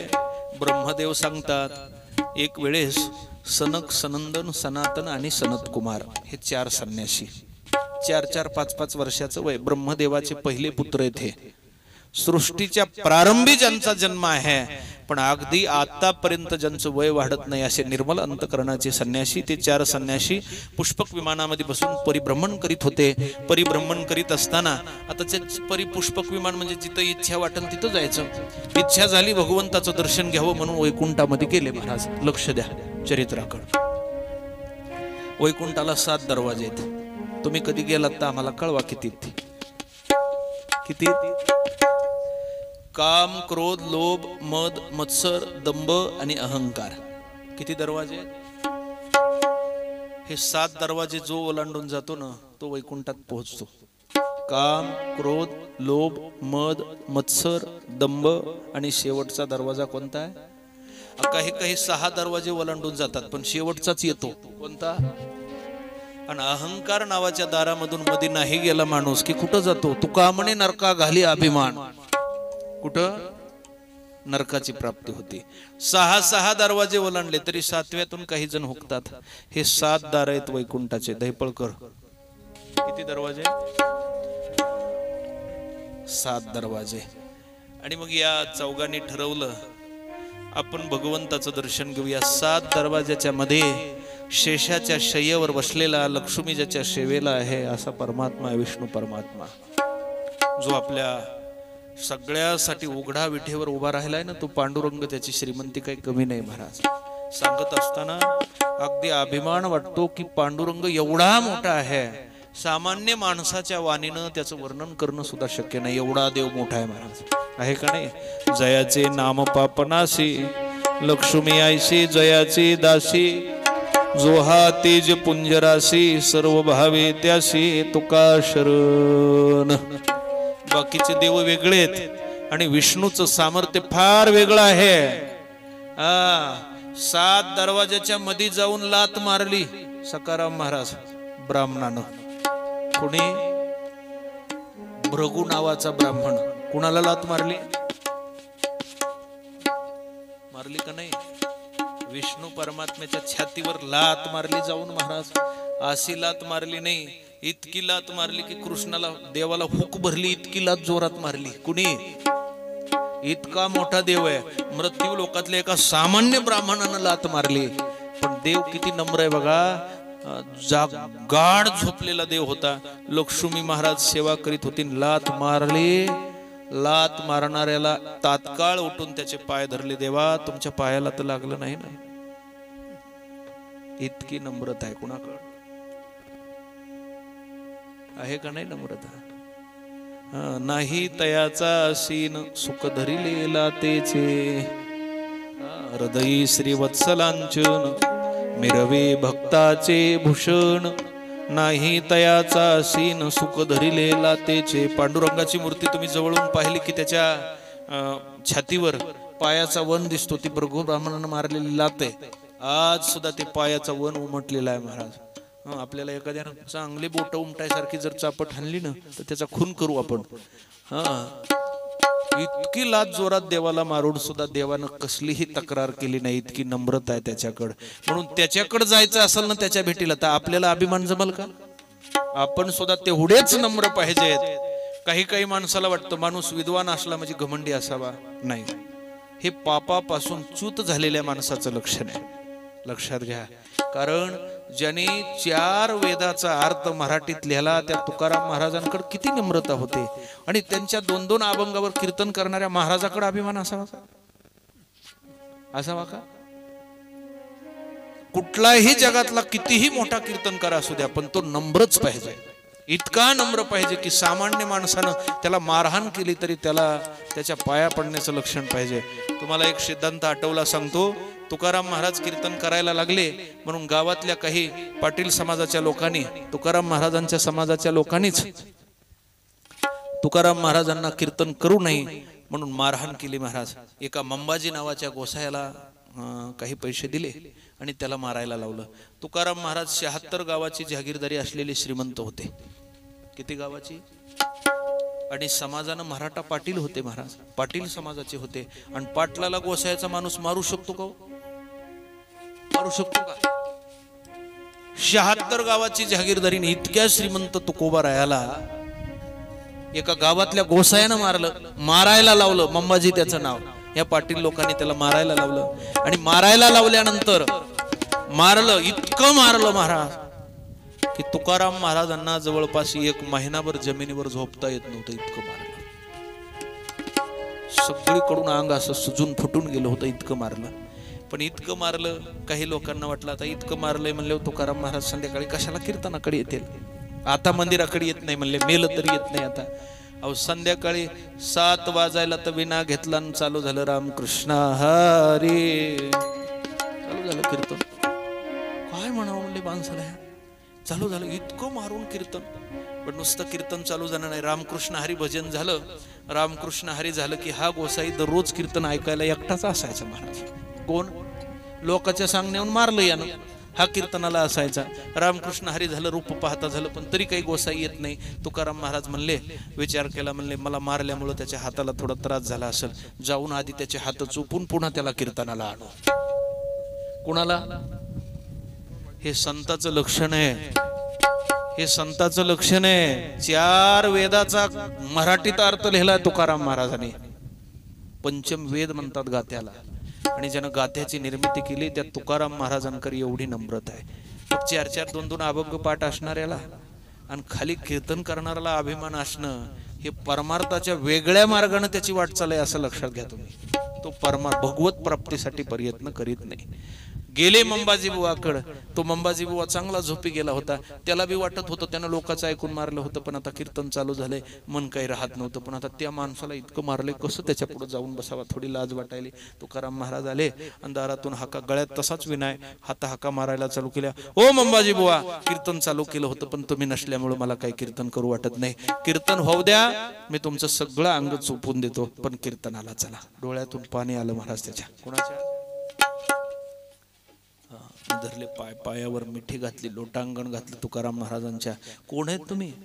इतकं मारल्यानंतर सुद्धा तुम्ही माझ्यावर इतकं प्रेम करता, इतकं भगवंतावर प्रेम आहे. कोण आहेत तुम्ही? तुकाराम महाराज. तुकाराम महाराज म्हणतात, नव्हे तुका म्हणे दिसतो मी तैसा, पुसने ते पुसा विठोबासी. कुणाला विचारा? मी जसा दिसतोय तसा नाही, पुसने ते पुसा विठोबासी. अशा प्रकारचं लक्षण. इतकी नम्रता माणसाच्या ठिकाणी असावी. आणि अशीच माणसं वैकुंठाचे अधिकारी बनतात. बाकीचे जे अभिमानित गर्विष्ठ आहेत, समाजाचा मान राखणारी जी माणसं नाहीत ना, हे असे सगळे नरकाचे अधिकारी. हे लक्षात ठेवा. म्हणून नम्रता असावी. 6 द्वार आहेत आणि 7वं द्वार हे अहंकाराचं द्वार आहे.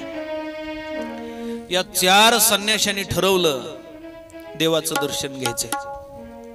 आणि मग ताड ताड ताड ताड चलत चलत 6 दरवाजातून पुढे गेले. आता 7व्यातून मध्ये जायचंय. 6 वर्षाचे बाळ आहेत. आता मध्ये जाऊन भगवंताचं दर्शन घ्यायचंय. तेवढ्यामध्ये जय आणि विजय नावाचे देवाचे द्वारपाल 2 कोण अडवलं त्यांनी. कुठं अडवलं? 7व्या दरवाज्यात. जय आणि विजय भालदार चोपदार दोन्हीकडून असतील. ते देवाचे दूत होते पायाच्या जवळचे. अगदी अडवलं. हे 4 वर्षाचे बाळ आहेत म्हणून त्यांची चेष्टा करायला चालू केली. या 4 जणांनी हात जोडले. बाबा हो, आम्ही देवाच्या दर्शनासाठी आलोत. फार इच्छा आहे अंतकरणातून दर्शन घेण्याची. आम्हाला द्या वाट. आम्हाला दर्शनासाठी वाट द्या. आमची इच्छा आहे पांडुरंगाचं दर्शन घ्यावं, विष्णू परमात्म्याचं. काही केल्या सोडित नाहीत. हसायला लागले, चेष्टा करायला लागले. त्यावेळेस सनकादिक ऋषी म्हणतात, बाबा आमचा अधिकार एवढा मोठा आहे, देवाला जर कळालं ना आम्ही आलोत म्हणून तर उठून पळत येईल. आणि मग तर जास्तच हसायला लागले. ज्या वेळेस हे 2 दूत अभिमानी झालेत असं कळालं, शाप दिला या 4 संन्याशांनी. देवाच्या दरवाजामध्ये राहून तुम्ही संतांची चेष्टा करता, खिल्ली उडवता, ज्या तुम्हाला इथं राहण्याचा अधिकार नाही. तुम्ही अखंड दैत्य होऊन पडताल मृत्यू लोकांमध्ये. कुठं?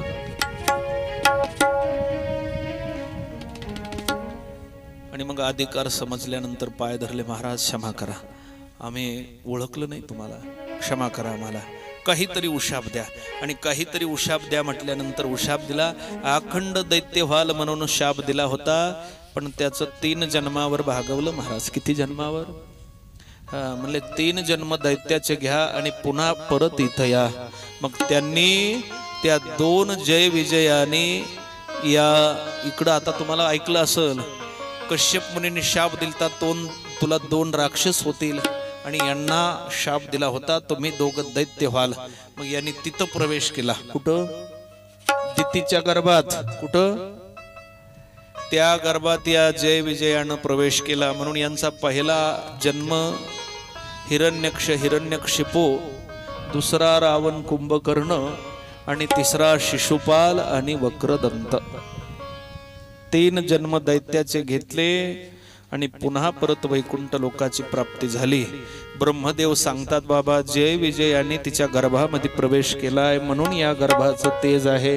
म्हणले आता कळालं तेज कशामुळे आहे ती. पण त्या आईला विनंती करा, बाळंतीन हो म्हणावतो लवकर, कारण कुणालाही काही दिसत नाही. मग ब्रह्मदेव गेले, विनंती केली दितीला, झाली बाळंतीन. महाराज ज्या दिवशी दिती बाळंतीन झाली त्या दिवशी रक्ताचा पाऊस पडायला लागला, भूकंप घडायला लागले, गाढव रडायला लागले, कोल्हे भुकायला लागले, कुत्रे मोठ्या मोठ्यानं इवळायला लागले.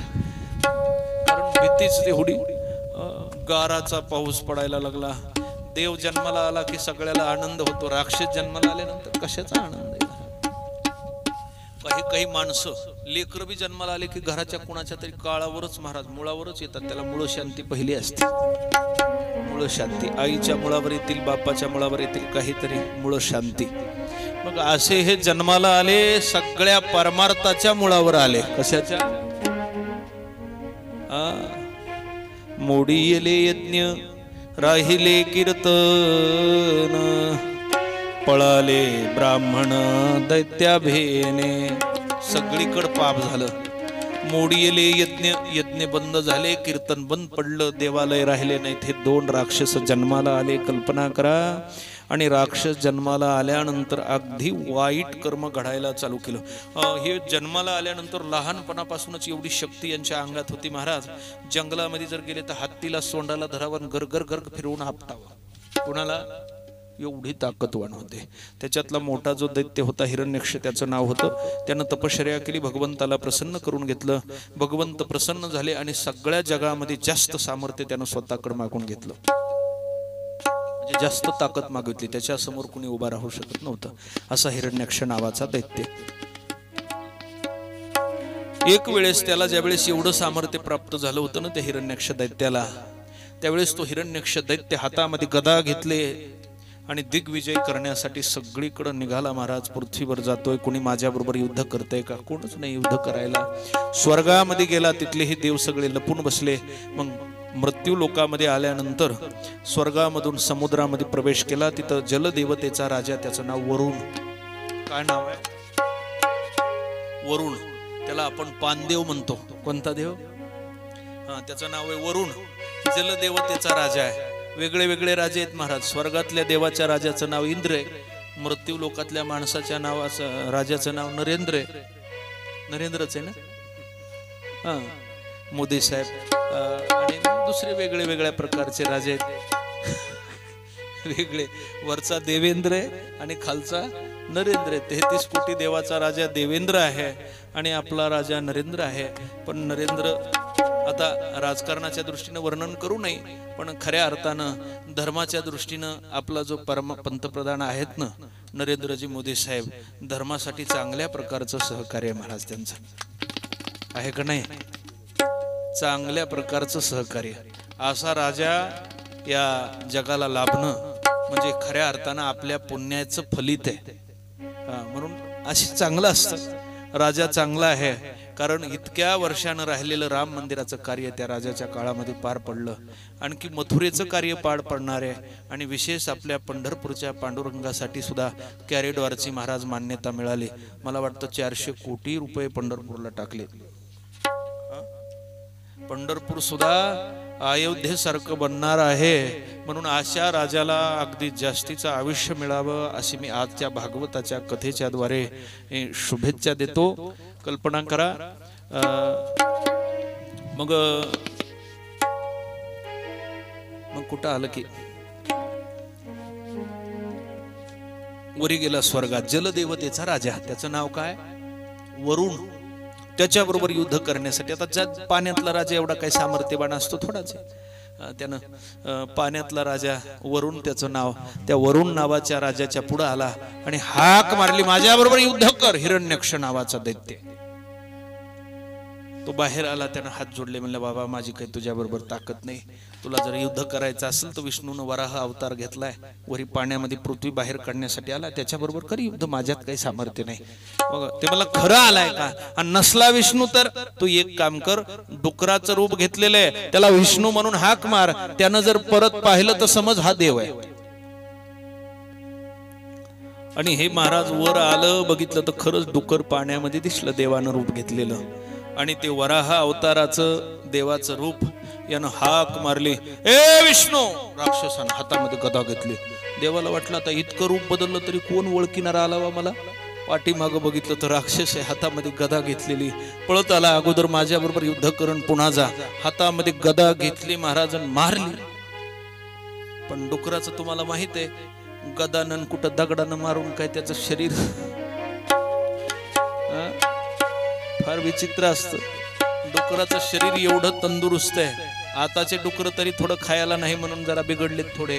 नाही तर पहिलं तर डुकर असं होतं, कुऱ्हाड जरी हाणली तरी ती काढली की त्याचं शरीर जुळून यायचं.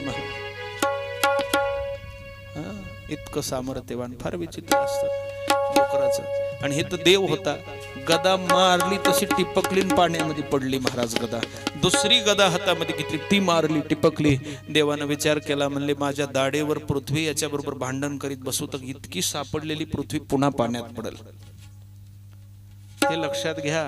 72% समुद्र आहे. त्या समुद्रात ही माती, ही पृथ्वी आहे ना गोलाकार, ही कुठं गेली ती सुद्धा कळत नाही, इतकी लहान आहे पृथ्वी. दाढेवर घेतलेली पृथ्वी. देवानं विचार केला, 3 वेळेस गदा मारला महाराज तरी सुद्धा टिपकतोय. देवानं पृथ्वी स्थापन केली आणि पुन्हा परत फिरला भगवंत. आता करू म्हणले युद्ध. आणि मग केलं युद्ध करायला चालू. आता युद्धाला काय, त्याच्याजवळ गदान याचे शस्त्र म्हणजे पुढचे 2 दात. कोणाचे? डुकराचे. याला काय दुसरं मारायला काय हात आहे का पाय? नुसतं इकून तिकडं पळायचं आणि तिकून इकडं पळायचं. आणि डुकराला पहिला, आताचे डुकर वळतेत का नाही की, पण पहिल्या डुकराला जरा जागेवर वळता येत नव्हतं सकाराम महाराज. आता मी नाही वळत. जागेवर वळता येत नव्हतं. यानं नुसतं बाजूला सरलं की तिकडं जायचं आणि तिकून इकडं परत यायचं. अशा प्रकारची चालू झाली दिनचर्या. 28 दिवस युद्ध चालू महाराज. किती दिवस? 28 दिवस युद्ध चालू होतं. काही दोघाचा संबंधच आला नाही युद्धाला. नुसतं इकून तिकडं पळायचं आणि तिकून तिकडं. या आमच्या वराह नावाच्या देवाच्या पळण्यानं बरेचसे मासे मगरी खाली चिरडू मारायला लागल्या.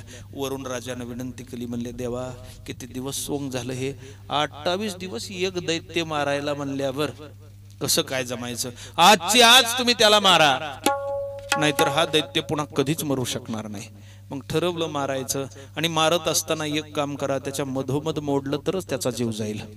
कसं मोडलं तर दोन्ही दातामध्ये धरलं आणि मधून हिरण्यक्ष नावाचा दैत्याचा वध केला. स्वर्गातल्या देवांनी पुष्पवृष्टी केली महाराज, पृथ्वी स्थापन केली, आणि वराह नावाचा परमात्मा पहिला अवतार घेतलेला तो महाराज अंतर्धान पावला. गोपाल कृष्ण भगवान की जय. शुकाचार्य महाराज की जय. जय जय जय श्री राधे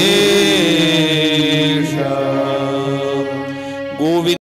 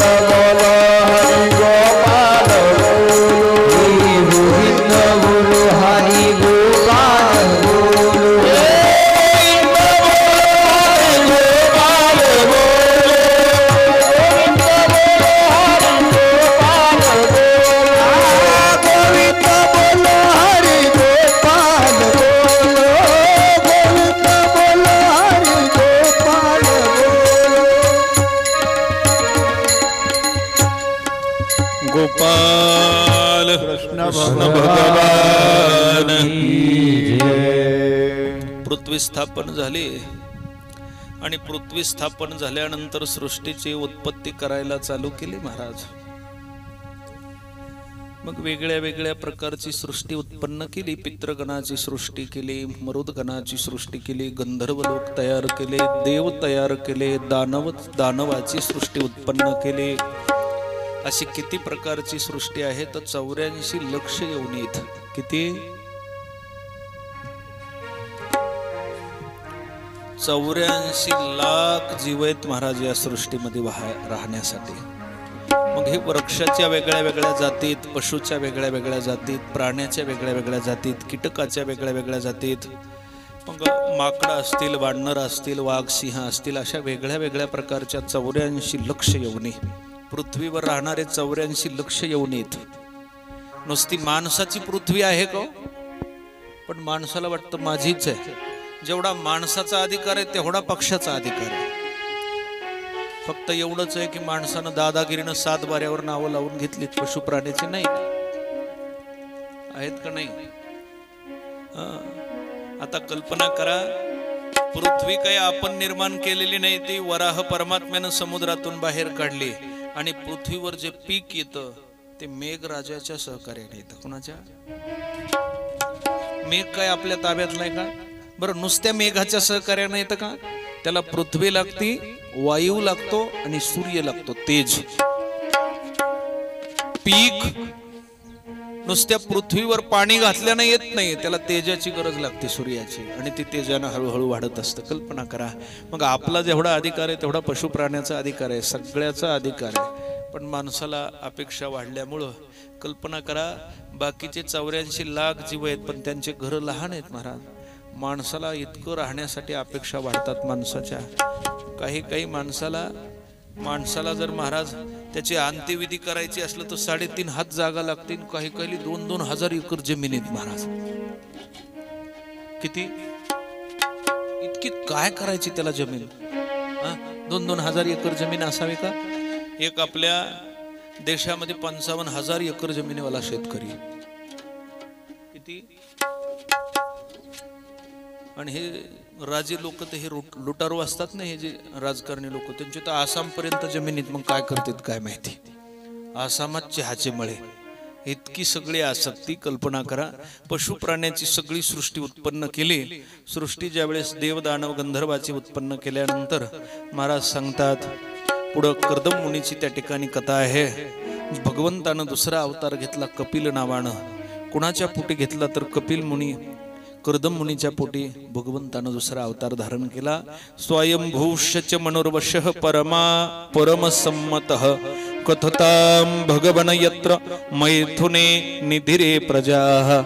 त्या स्वयंभू म्हणू आणि शत्रुपा राणीला 3 कन्या झाल्या आणि 2 पुत्र झाले. लक्ष द्या, कन्या 3 झाल्या. अकुती, देवहूती आणि प्रसूती नावाच्या 3 कन्या आणि उत्तानपाद आणि प्रियव्रत नावाचे 2 मुलं.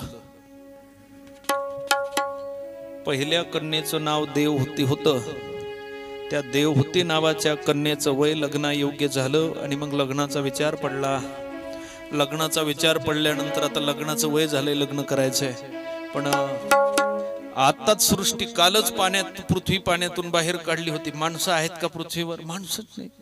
लग्न कसं करता येईल? कुणाबरोबर लग्न करावं? आणि लग्नाची फार पथ्य असतात महाराज. ते आपल्या कुळामध्ये लग्न झालं पाहिजे, आपल्या आडनावाच्या माणसाबरोबर झालं.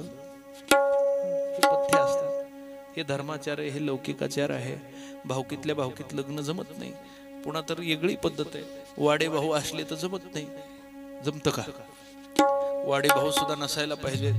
आणि मग ही वेगळी पद्धत आहे. आपल्या कुळामध्ये लग्न झालं पाहिजे, आपल्या कुळामध्येच नेमकं झालं पाहिजे. कारण कुळ बदललं की वर्ण बदलतं आणि वर्ण बदलून जर लग्न झालं तर त्याला अधोगती प्राप्त होत असते त्या मायबापांना. हे लक्षात ठेवा. म्हणून शक्यतो लग्न आपल्याच कुळामध्ये व्हावीत का नाही.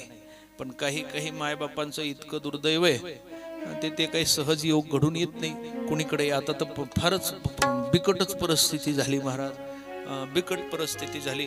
काल परवा मी एक ऐकलं, ब्राह्मणाच्या मुलीनं मुस्लिम धर्मामध्ये लग्न केलं. कुठं करू द्या, आता सरकारनं वरून परवानगी दिली.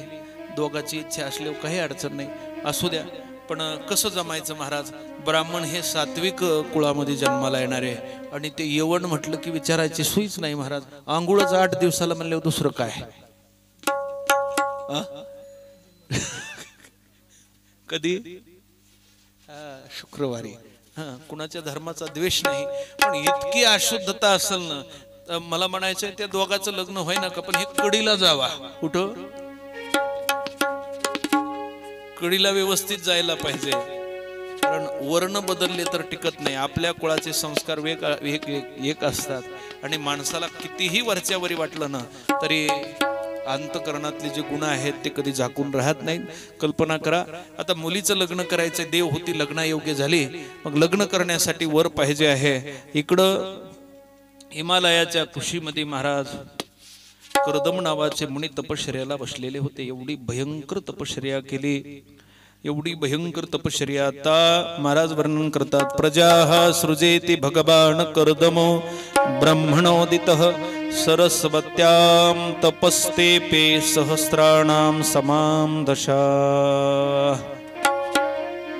कर्दम मुनीची तपश्चर्या चालू होती हिमालयाच्या कुशीमध्ये. एवढं तप केलं, जवळपास 10,000 वर्ष तप केलं, श्रीहरीची आराधना केली, त्यामध्ये देव प्रगटित झाला. प्रगटित झाल्यानंतर कर्दम मुनीला विचारणा करतायत, काय इच्छा आहे? स्तुती केली देवाची. त्यांनी सांगितलं, काही इच्छा नाही देवा, तुझं दर्शन व्हावं याच्यासाठी अपेक्षा केली. ते म्हणले, तुम्ही काय आज्ञा देतात? देवानं सांगितलं, तुम्ही प्रजेची उत्पत्ती करा. ते म्हणले, प्रजेची उत्पत्ती करू, पण मला लग्नायोगी जर स्त्री मिळाली तरच लग्न करील, अन्यथा करणार. सुंदर पत्नी मिळावे, लग्नायोगी स्त्री मिळावी तर विवाह करील, असं कर्दम मुनींनी सांगितलं. भगवंताची स्तुती केली. त्यावेळेस आता देवाचं महाराज असं नियोजन होतं, इकडं स्वयंभू मनूच्या स्वप्नामध्ये जाऊन सांगितलं, कर्दम नावाचे मुनी हिमालयामध्ये आश्रम आहे, त्यांच्या ठिकाणी उद्या मुलगी घेऊन जा आणि तुम्ही द्या. इकडं कर्दम मुनीच्या स्वप्नात जाऊन सांगितलं, उद्या सकाळी राजा मुलगी घेऊन येतोय, तिचा स्वीकार कर. देवाचं सूत्र फार वेगळं, ते काही माणसं लावून थोडाच सांगत असतो. दोघांच्या स्वप्नात येऊन इकडं कुणी निरोप दिला नाही तरी राजा तिकून निघाला आणि इकडं कर्दम मुनीनं राजा ह्या वेळेला येणार आहे म्हणून सगळी स्वागताची तयारी केली. हे स्वप्नातच घडलं सगळं. कुठं? पण संकल्प केला, विवाह योगी जर मुलगी मिळाली नाही तर मी लग्न करेल, अशा प्रकारचा संकल्प होता महाराज. सकाळी देव होती नावाची मुलगी, स्वयंभू म्हणून शत्रुपाराने रथ घेतला. रथामध्ये जेवढं लग्नात द्यायचं होतं तेवढं घेतलं आणि हा चक्रवर्ती सम्राट राजा कर्दम मुनीच्या आश्रमात आला. बघितलं, नमस्कार केला, एकमेकाला बसायला आसनं टाकले. 2 आसनावर राजा आणि राणी बसली, 3ऱ्या आसनावर देव होती बसली नाही. तिने विचार केला, माझं माझ्या पतीबरोबर लग्न होणार आहे, नाही का होणार, पण पतीच्या बरोबरीच्या आसनावर बसू नये म्हणून आसनाचं दर्शन घेतलं, खाली बसली. याला सदाचार म्हणतात. काय? मालक एखाद्या सोप्यावर बसलेले असले तर महिला मंडळीनं अगदी तिथंच जाऊन बसू नये. कुठं? राहत नाहीत. मालक जर वरी बसले तर खाली बसावं, कारण आसनाच्या बरोबरीला बसलं की पातिव्रत्य नष्ट होतं बरं का.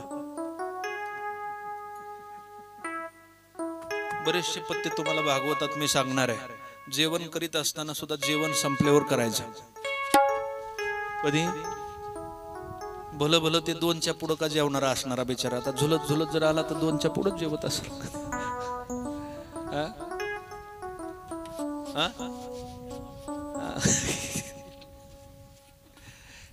कारण मी परवाच्या दिवशी कथा करून जात असताना 2-3 तिथं झोपलेले होते महाराज. दुपारा मी कमाल केली, म्हणलो कसं काय. आणि एक बिचारा चलत आलता, पुढून चलत आलता, त्याला गाडी सुद्धा ओळखू आली नाही. असेल ते असू द्या. मग हे सदाचार आहेत. तिनं त्या आसनाचं दर्शन घेतलं, देव होती खाली बसली. खाली बसल्यानंतर ओळखलं, कर्दम मुनींनी एका ह्याच्यात माझा पसंत केली मुलगी. कारण मुलगी पाहत असताना मुलानं काय नुसतं तिचं देखणे पण बघावं का, तिचे संस्कार पाहावं लागतात, तिचा कुळाचार पाहावं लागतं, तिचं आचरण पाहावं लागतं. बऱ्याचशा गोष्टी असतात. अभ्यासानं मला बरंचसं सांगता येतं. जुन्या काळामध्ये लग्न करायला ज्येष्ठ माणसं मुलगी पाहायला गेले की तिचे पाय कुंकामध्ये बुडवायचे आणि तिच्या पायाचे ठसे असे उमटून बघायचे. पायाच्या ठश्यामध्ये पायामध्ये जर मधी खोलगटपणा असेल तर तिच्या पाठीमागे लक्ष्मी असती, अन्यथा अवदासा. हे ठसे उमटून बघायचे. आणखी अंगठ्याच्या शेजारचं बोट जर महाराज मुलीच्या अंगठ्याच्या शेजारचं बोट जर त्या अंगठ्यापेक्षा लांब असेल तर सखाराम महाराज बघा बर का गेल्यावर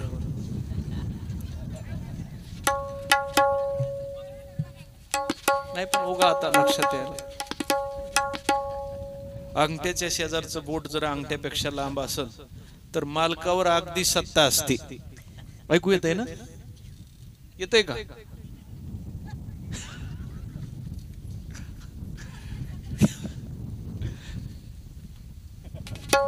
तुमच्या लावा कानात. हे बघा बँड इतकं वाजत आहे ते.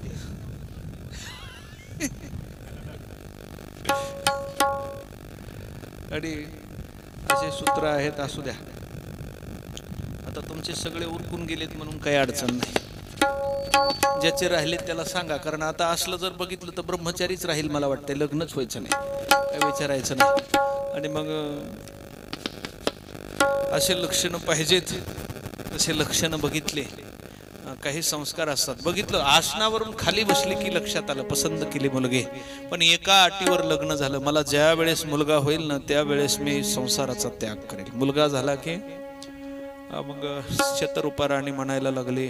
मालकाच्या जवळ गेले, म्हणजे मालक जावाई तर म्हणतात मुलगा झाला की संसार सोडणारी, एक तर याच्या शेजारी 100 कोसापर्यंत एकही मनुष्य वस्ती नाही. आणि मुलगा झाल्यानंतर या जावयानं जर घर सोडलं तर माझी मुलगी एकटी कशी राहील? आपण सुद्धा 5000 किलोमीटरच्या लांब आहेत, इतके लांब आहेत, कसं काय राहणार? स्वयंभू म्हणून सांगितलं. राजा म्हणले, राणे शत्रुपा तुला माहित नाही, देवाच्या मनात आलं ना तर ह्याला 20 पुरी होऊस तो मुलगाच होऊ द्यायचा नाही, कुठून जाईल? आणि तसंच झालं महाराज. 9 मुली झाल्या. किती झाल्या? मुलगाच नाही. तोपर्यंत वय बरस झालं. राजा कर्दम मुनीने विनंती केली, देवा माझी परीक्षा पाहू नको, आता मुलगा झाला पाहिजे आणि मुलगा दुसरा झाला नाही पाहिजे, तूच माझ्या पोटी अवतार घेतला पाहिजे. हे अधिकार असतो महाराज. आपल्याला संकल्प करता येत नाहीत लेकरं कशी व्हावत म्हणून. करता येतात का? आपण महाराज म्हणून संकल्प केला तर ते अगदी पेताड निघतं महाराज. आपले संकल्प सिद्धीला जात नाहीत. संकल्प केला तो देव माझ्या पोटी अवतार घेतला पाहिजे, पुत्र व्हावा तुझा ऐसा, किंवा पुत्र व्हावा ऐसा गुंडा ज्याचा तिही लोकी झेंडा, कन्या तरी ऐशी देई जैशी मीरा मुक्ताबाई, असा संकल्प असतो. मुलगा दिला तर तिन्ही लोकांमध्ये चांगलं नाव कमवावं असा दे, आणि कन्या दिलीस तर मीराबाई मुक्ताबाई सारखी दे, असा संकल्प केला. कल्पना करा, ज्या वेळेस असं मागणं मागितलं त्यावेळेस 10व्या क्रमांकाला आमच्या जगाच्या मालकानं गर्भामध्ये प्रवेश केला. देवहूतीच्या सुंदर रूप धारण केलं आणि दुसरा अवतार घेतला. बोलिये कपिल भगवान की, शुकाचार्य महाराज की, श्रीमद भागवत महापुराण की. कपिल नावानं अवतार घेतला महाराज. कोणत्या नावानं? पहिला देवाचा अवतार वराह आणि दुसरा अवतार कपिल. कपिल भगवंताचा जन्म झाला, अगदी आनंद झाला. पण वचनाला किती पक्क होतं. मुलाचं तोंड पाहिलं की संसार सोडला, आश्रमात गेले निघून महाराज कर्दम मुनी. पाठीमाग 9 बहिणीचे लग्न आमच्या कपिल मुनीनं केले. कोणत्या कोणत्या त्या बहिणी होत्या? अत्रि ऋषीची पत्नी अनुसया ही कपिल मुनीची बहीण आहे.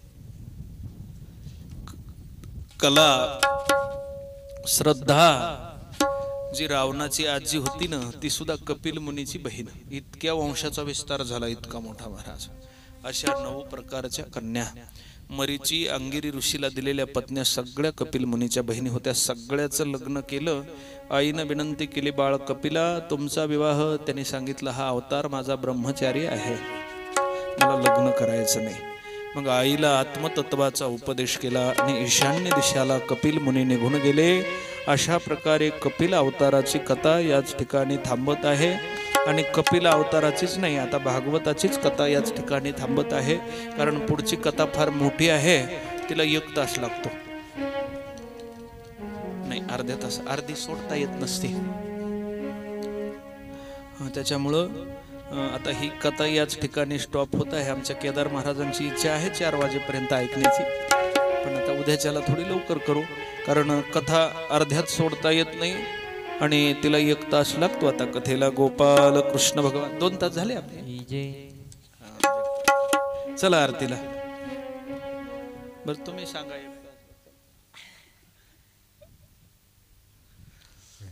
होय 2 तास झाले ना आता.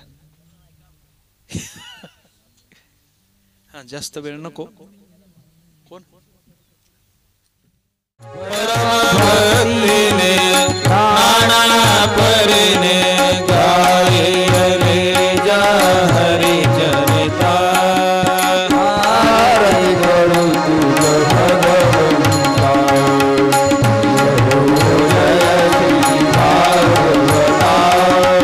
आरती करू तुझ भगवंता, वेद तरुचे मधुर फळ स्वादुरसी जय स्वज्वल. आत्मा राम मुनी सकळ, सेवुनी झाले जन सुफळ. पहा परवने आली अवनी, याग हरणे भवजल तरणी श्रीपतिता. आरती करू तुझ भगवंता, जय श्री भागवता.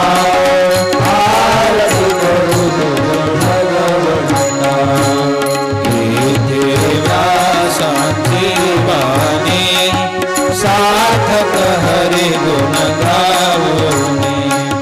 शास्त्र पुराणे मुकुट मने, परम प्रेमामृत जननी. सहज सेविता भाविक भक्ता, उदार दाता मोक्ष तत्वता देहाता. आरती करू तुझ भगवंता, जय श्री भागवता.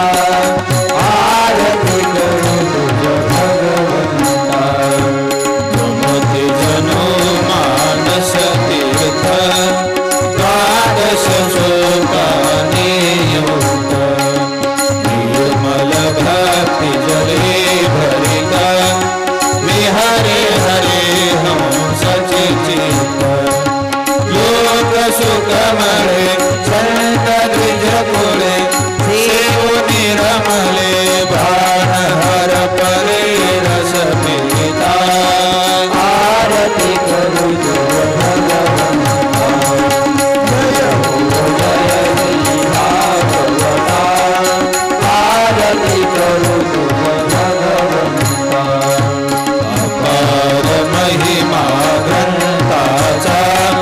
बदले ना कोणासाचा, प्राणची कीर्तन कारांचा. देवात विवर संताचा, जनो बोधाचा स्वयं रवीचा. द्वादश करीचा रव्यांतरीचा तमरता. आरती करू तुझ भगवंता, जय श्री भागवता.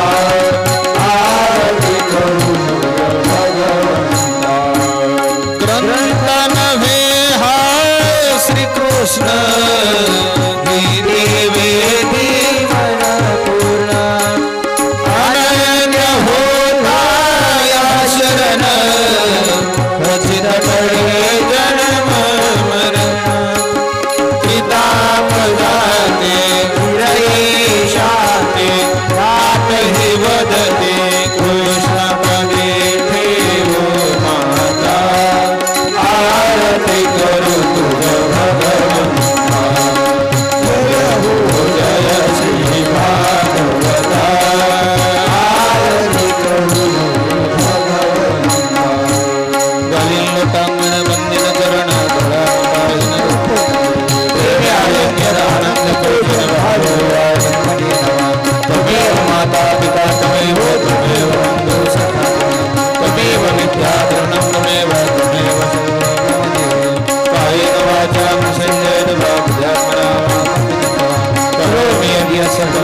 तस्मै नारायणाय समर्थ अच्युतं केशवं राम नारायणं कृष्णं श्रीधरमाधवं गोपिकावल्लभं हरे राम राम राम हरे हरे कृष्णा कृष्णा कृष्णा हरे हरे राम राम राम हरे हरे कृष्णा कृष्णा कृष्णा हरे हरे राम पुंडलीक हर देव तुकाराम हरिनाथ भगवान की जय माऊली ज्ञानेश्वर महाराज की जय जगद्गुरु तुकाराम महाराज की जय चंद्रशेखर बाबा की जय